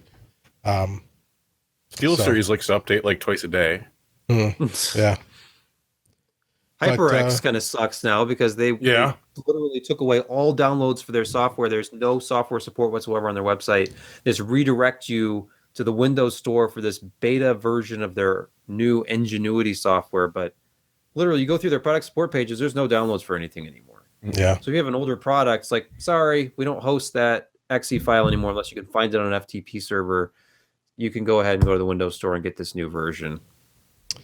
So, oh boy, well, if you want to spend a lot of money and you want IQ is good software, you can actually download from their website.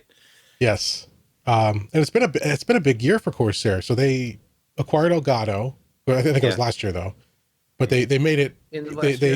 They kicked off at CES with a big thing with like a joint conference, and then they bought Origin a few months ago, and they've continued to release a bunch of stuff, a lot of big announcements. So check it out, the Corsair QL RGB fans. If you want to spend a lot of money but also have a case that is customizable to the extreme. And very importantly, it's in the comments section, but if you scroll all the way down in that review, you will see Jim has debuted the new and improved Gold Award.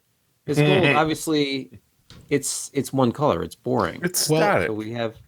They asked for an RGB Gold Award, so I gave it to where's them. the blink? Where's the blink tag? Well, I want this to be addressable. I want it to be interactive. I just don't know how to make it work. Yeah, well, this lovely masterpiece represented about 30 seconds in Illustrator. If I want to make like an animated GIF or something, we'll have to try something else out. But if you're an audio listener, it's terrible. It's awful. Yeah, it's like every primary color colliding in one horrendous image. They asked for RGB. I gave them RGB. I appreciate it.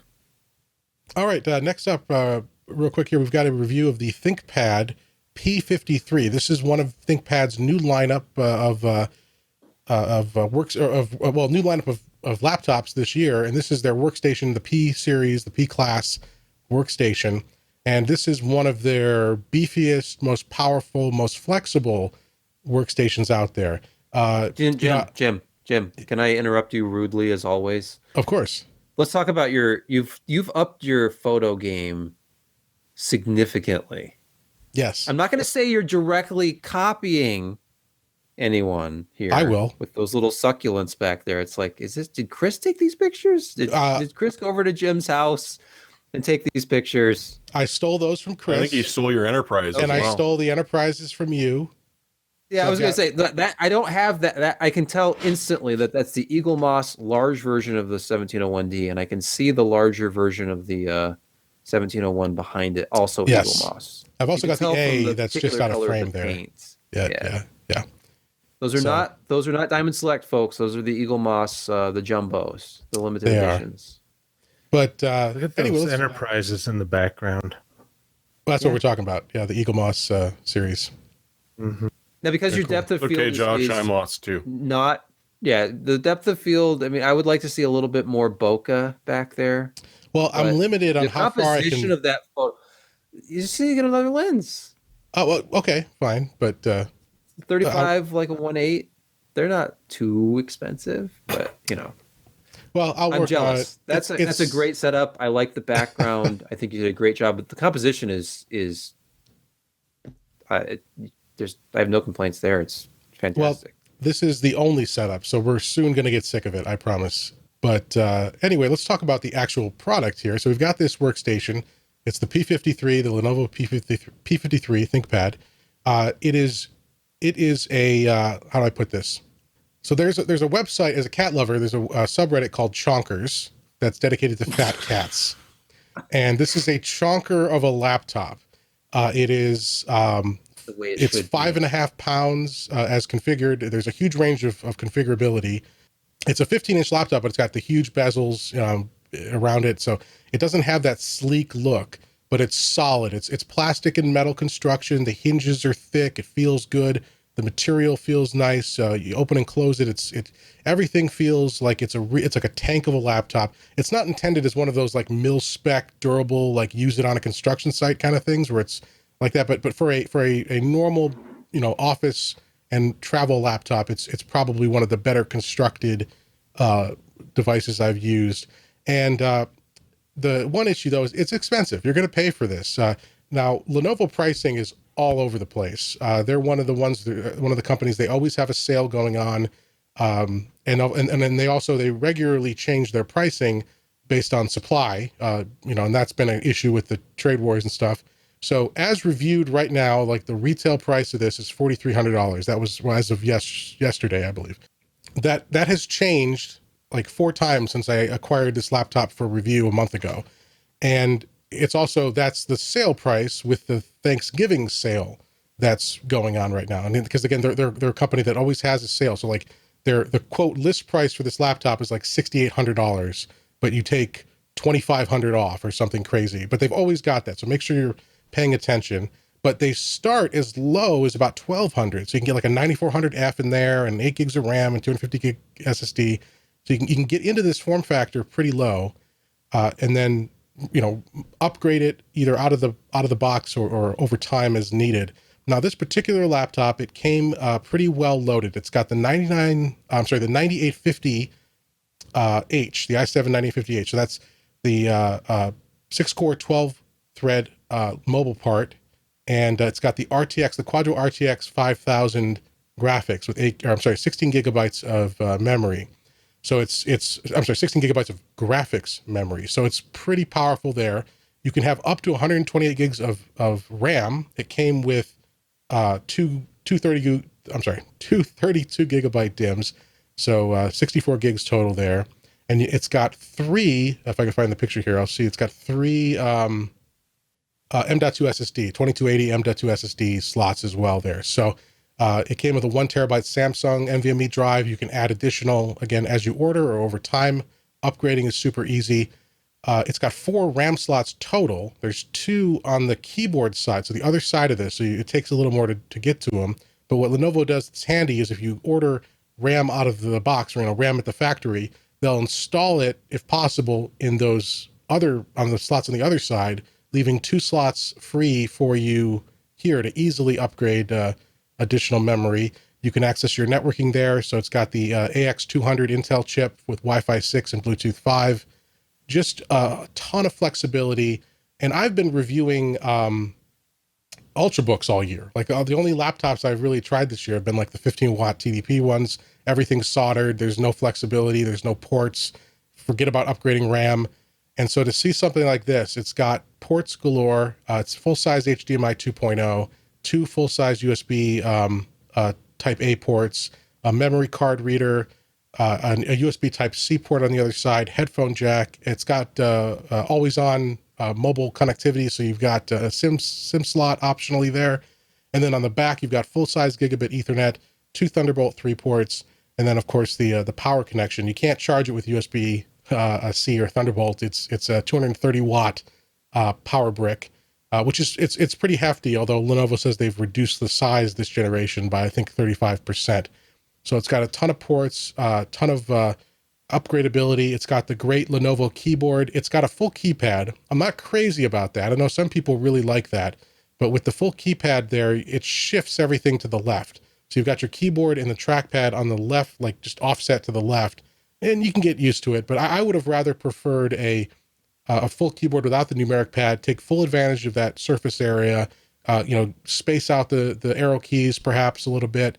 But it is what it is. And if you do like that numeric keypad, it's there for you. As a ThinkPad, of course, it's got the little nub that you can use with the buttons for that below the space bar, and then another full-size trackpad, multi-touch trackpad there with the buttons there as well. It's got a fingerprint sensor.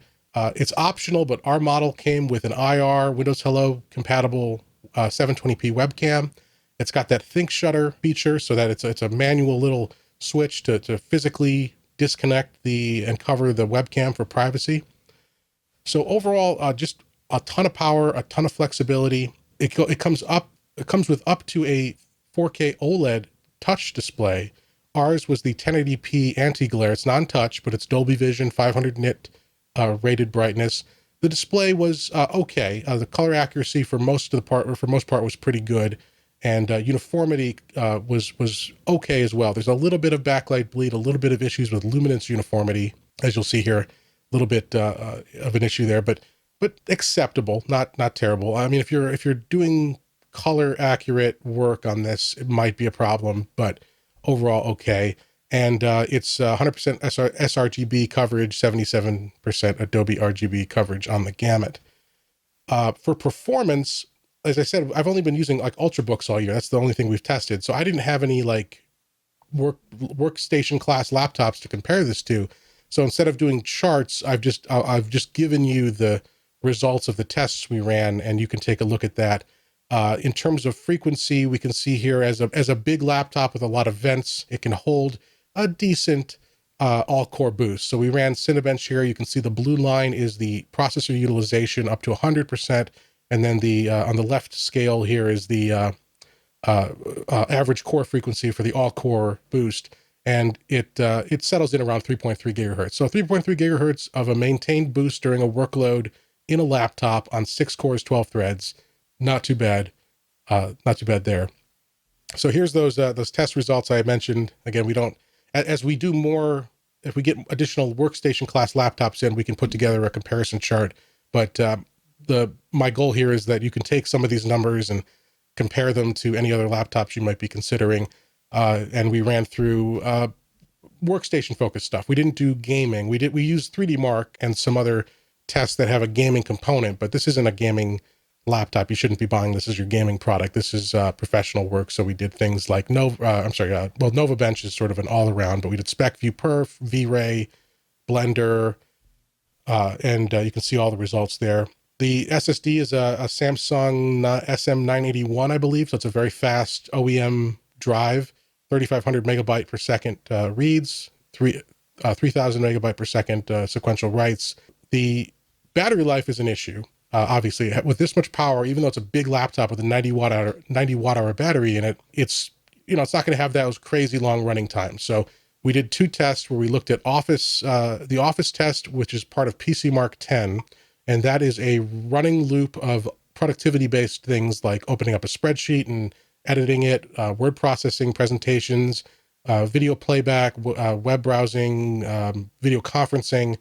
And we kind of view that as sort of a light workload. It's not truly light. It's not just like looking at a web page all day, but it's a realistic, lighter workload. And we got 322 minutes there. And then I think I could replace some of my coworkers with that benchmark. Oh, right. Yeah. Perhaps you could script it to be productive there, but no, they're not productive. That's the point. Well, that's what I mean. Like you could script this laptop to take over for your coworker, and get 6 hours of work out of him. But the gaming benchmark, the gaming battery life test, we view that as our load. So that's the PC Mark gaming test where it's loading up the CPU and the GPU. It's hitting it pretty hard, and we got only about 112 minutes there. So just under 2 hours under load, and that's with screen calibrated to 200 nits brightness, which we think is pretty acceptable brightness there. The Wi-Fi is okay. It's not the best Wi-Fi 6 performance we've seen, but you're approaching a gigabit per second with the Wi-Fi 6 and a Nighthawk AX router. So overall, a pretty good selection of performance. There were 2 primary issues that we had. The first is that it comes configured in order to get the maximum performance out of that RTX 5000. It's configured to use that exclusively out of the box. And in order to switch to the Intel CPU's integrated graphics, you've got to go into the BIOS, and you got to reboot the computer, go into the BIOS and switch it. But when we did that, it works, it'll reboot and everything, but you can't change the screen brightness. Like it seems to like make a disconnect between the display's brightness controls when it's passing through the integrated graphics. So we couldn't even test that for our battery life test because we couldn't, it set it to maximum brightness and we couldn't change it. So there was no way to get a consistent test there. So it's just something to keep in mind there. You can access the iGPU, but it's not super convenient, and there's some quirks about it. And then a specific issue we had too was that there was severe coil whine on that RTX Quadro 5000. Anytime the usage approached, heavy 100% load, that thing took off and was and easily noticeable above the fan noise, above the room noise. That's not an indictment of the whole product line. As we know, coil whine can vary based on product runs. It can vary sample to sample. But I saw a couple other people on like Reddit threads who owned this laptop also complaining about it with theirs. So keep in mind, if you do go to pick this one up, check for that right away so that you can return it if it's going to be a problem for you.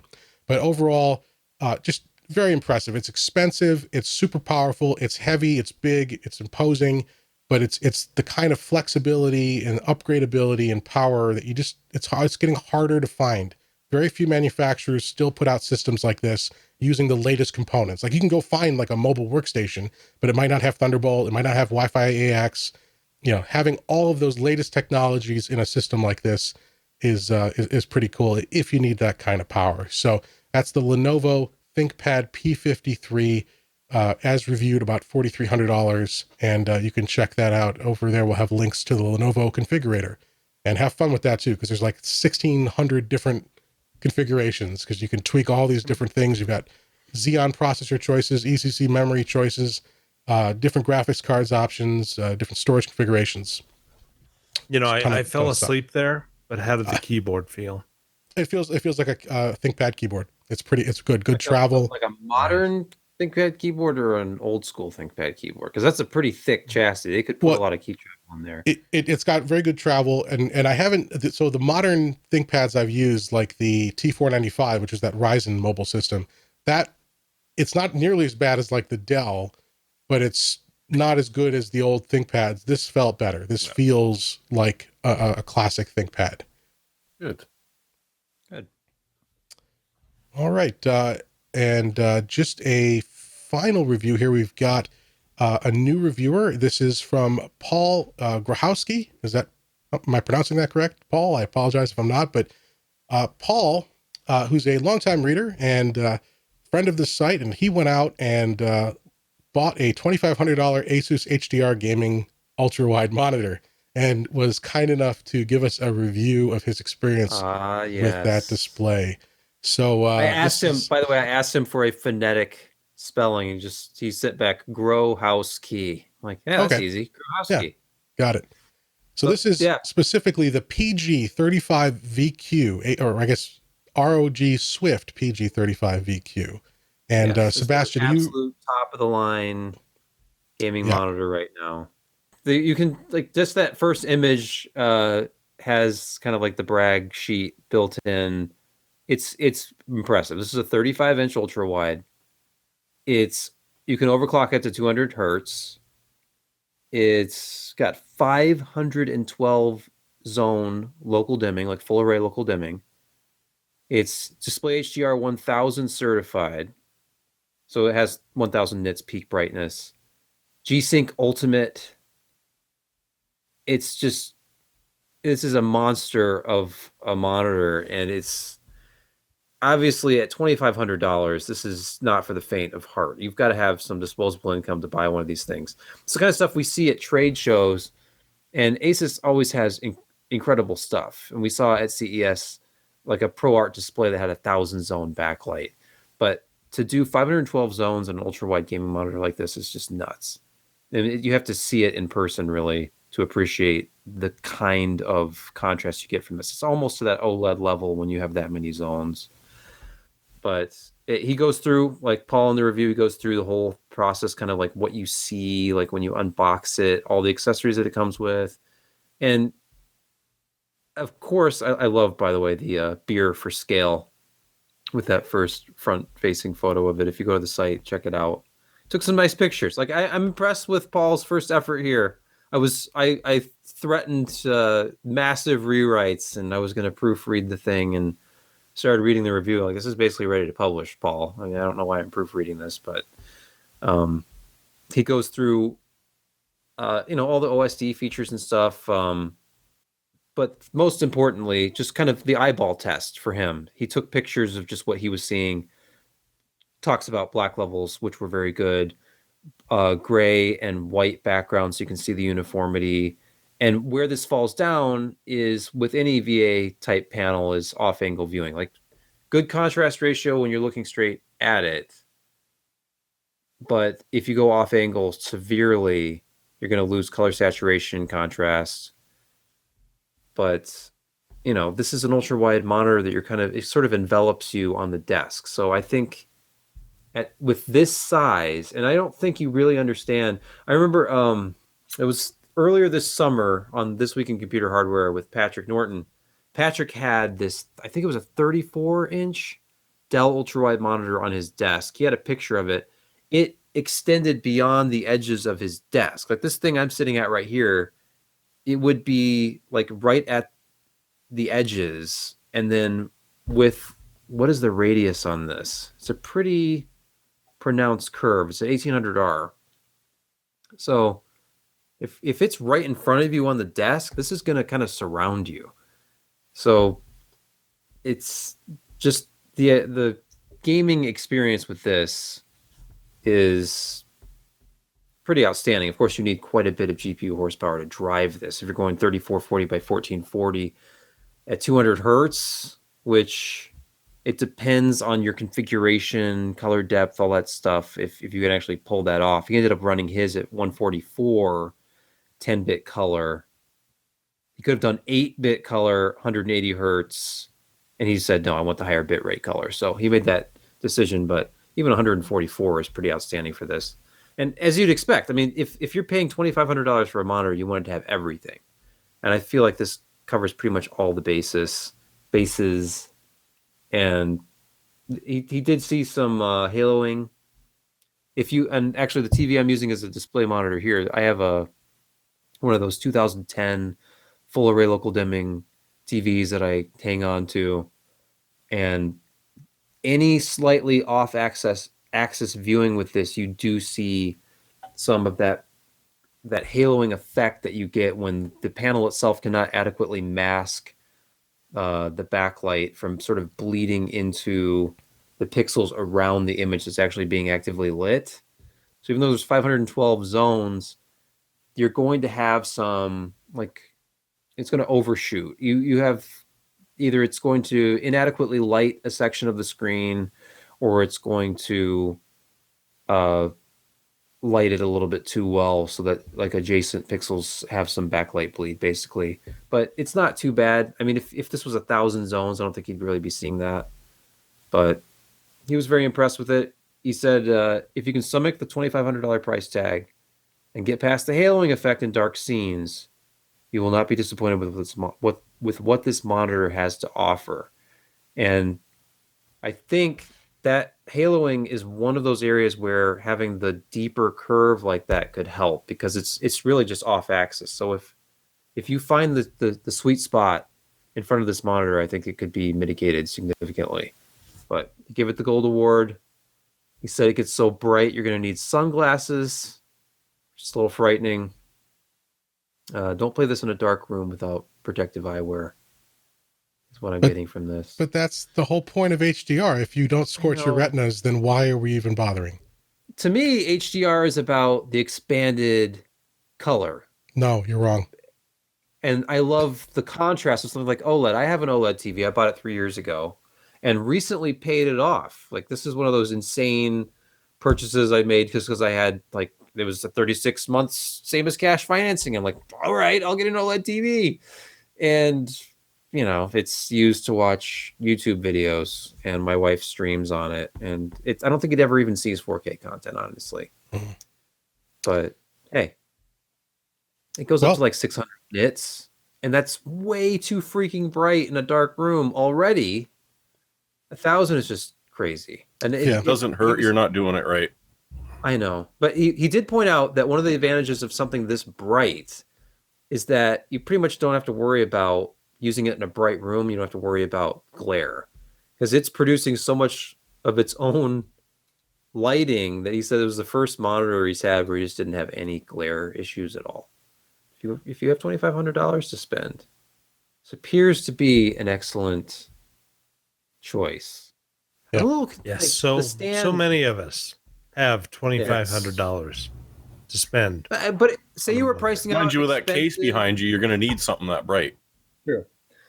If you're pricing out a top end multi-monitor setup, I'm liking these 3-foot wide monitor options, because it's like the old days of putting like 3 20-inch monitors side by side almost. I mean, obviously you get more surface area there, but it absolutely replaces a dual monitor setup if you can afford something like this. So if you're thinking about like 2 ROG Swifts back in the day, that would have been a lot more than $2,500. True. Yep. All right, well, check that out. We have got the full review there. That's the Swift PG35VQ. And as Sebastian said, $2,500. All right, let's jump into the picks of the week, because Josh is yawning and he's getting tired, and I think we're all a little bit tired. You're probably out there in the audience just fed up with us by this point. So let's get the picks of the week. Why the hell is this still going on? All right, so I'll go first. My pick is something cool I found a couple weeks ago.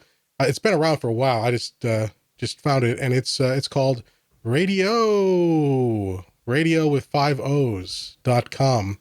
And it's a neat little service that lets you pick a geographic region, and then how do I get rid of this? Okay, they want me to go through the tutorial again. There we go. So you pick a region, and then you pick a timeline. So we'll say Russia in the 1950s. So that would be Soviet era. And it will start, there we go. It will start playing music that would have been heard on the radio in that country at that time. And it's just neat to kind of click around and listen to, what were the Canadians listening to in the 40s? What were the hockey? Well, beyond hockey. Is it? Wait, there's something other than hockey? Okay. What was China listening to in the 80s? Mongolia. and even, if, in the US here where we're based, if you click on that, you can see, it's a good way to get some music. They're missing some of the more popular stuff of recent years, obviously, but it's a nice little time capsule kind of thing to check out. So it's fun. And I just I turned it on after I found it and ended up just listening to a bunch of different stuff I'd never heard before for a few hours. So that's radio.com, radio with 5 O's at the end. All right. And then let's see who's next here. We've got Jeremy, you're next. What have you got for us? Google added a nifty little feature to everyone's favorite program, Google Earth. You are now able to create projects and save them. So if you want to, show off some interesting stuff, because that's one of the things about Google Earth is like there are 1,000,001 bloody overlays that you can do and time lapsing changes of stuff. But you can totally just sort of save a project if you're going to class and want to show off something, if you want to show off your neighborhood, if you want to save, your favorite places in the world to visit. Take a look at somewhere before you go to a vacation. It's just a fun little addition to what is already a lot of fun. So I saw that come out and I thought, you know what, that's pretty damn neat. So it's like those flyovers that Apple does for its maps, but you can create your own. Yeah. Nice. And assumedly share the ones that you've made with other people as well. Very I can also see tourist destinations doing this and putting it together. It's like, oh, you want to see what, the virtual tour of the Grand Canyon is going to look like from the second you get off the plane. Here you go. Nice. And that's just part of the normal Google Earth interface on the web? It is. Cool. All right, we'll check that out. We'll have a link in the show notes to that. All right, Josh, what have you got for us? Okay, so probably have done this in the past, but this is still a great board. It's the ASRock X470 Taichi. And, I'm actually looking at this for work. We're looking to do a free NAS system. This has got 8 SATA ports on the board, plus NVMe stuff. So for not a whole lot of outlay, if you're looking at a home-built storage solution, as well as, just a reasonable high-end desktop solution, this is a great board. They've kept up with the BIOS updates. Again, now we're looking at FreeNAS on this. So you got 8 drives. You got 8 terabyte drives for not a whole lot of money. And you start applying ZFS stuff to it. And then you've got, 2 NVMe SSDs acting as caches. It's just really flexible, really fast. And you can get a 1600 Ryzen 1600 for $100 now. Yeah, pretty That's close. a 6-core, pretty fast processor. Memory is dirt cheap. You can get 32 gigs for under $100. And so when you're looking at home-built storage solutions, this is a really, really nice and cost-effective unit if you're going to do that. So Nice. Yeah. Yep. The ASRock X470 Taichi. It looks like the list price is $209.99, but Amazon, as of right now, has it for $190. Sebastian, did you have anything? I did not. Okay, cool. Well, Sorry. that's the show for this week. Thanks for joining us. As we said, we do these live generally Wednesdays at 10 p.m. Eastern, and you can join us at pcpro.com/live. If you want to know when we go live, head to pcpro.com/subscribe, where you can join our mailing list. We use it only to let you know when we go live, when I remember, or when Mirror PPC in our Discord chat gets on the direct message and yells at me to get it done. So that way you can never miss the live show. Or of course, you're more than welcome to join us after the fact on demand, pcpro.com/podcasts. Thanks so much for joining us. We hope everyone has a great week. We'll see you next time.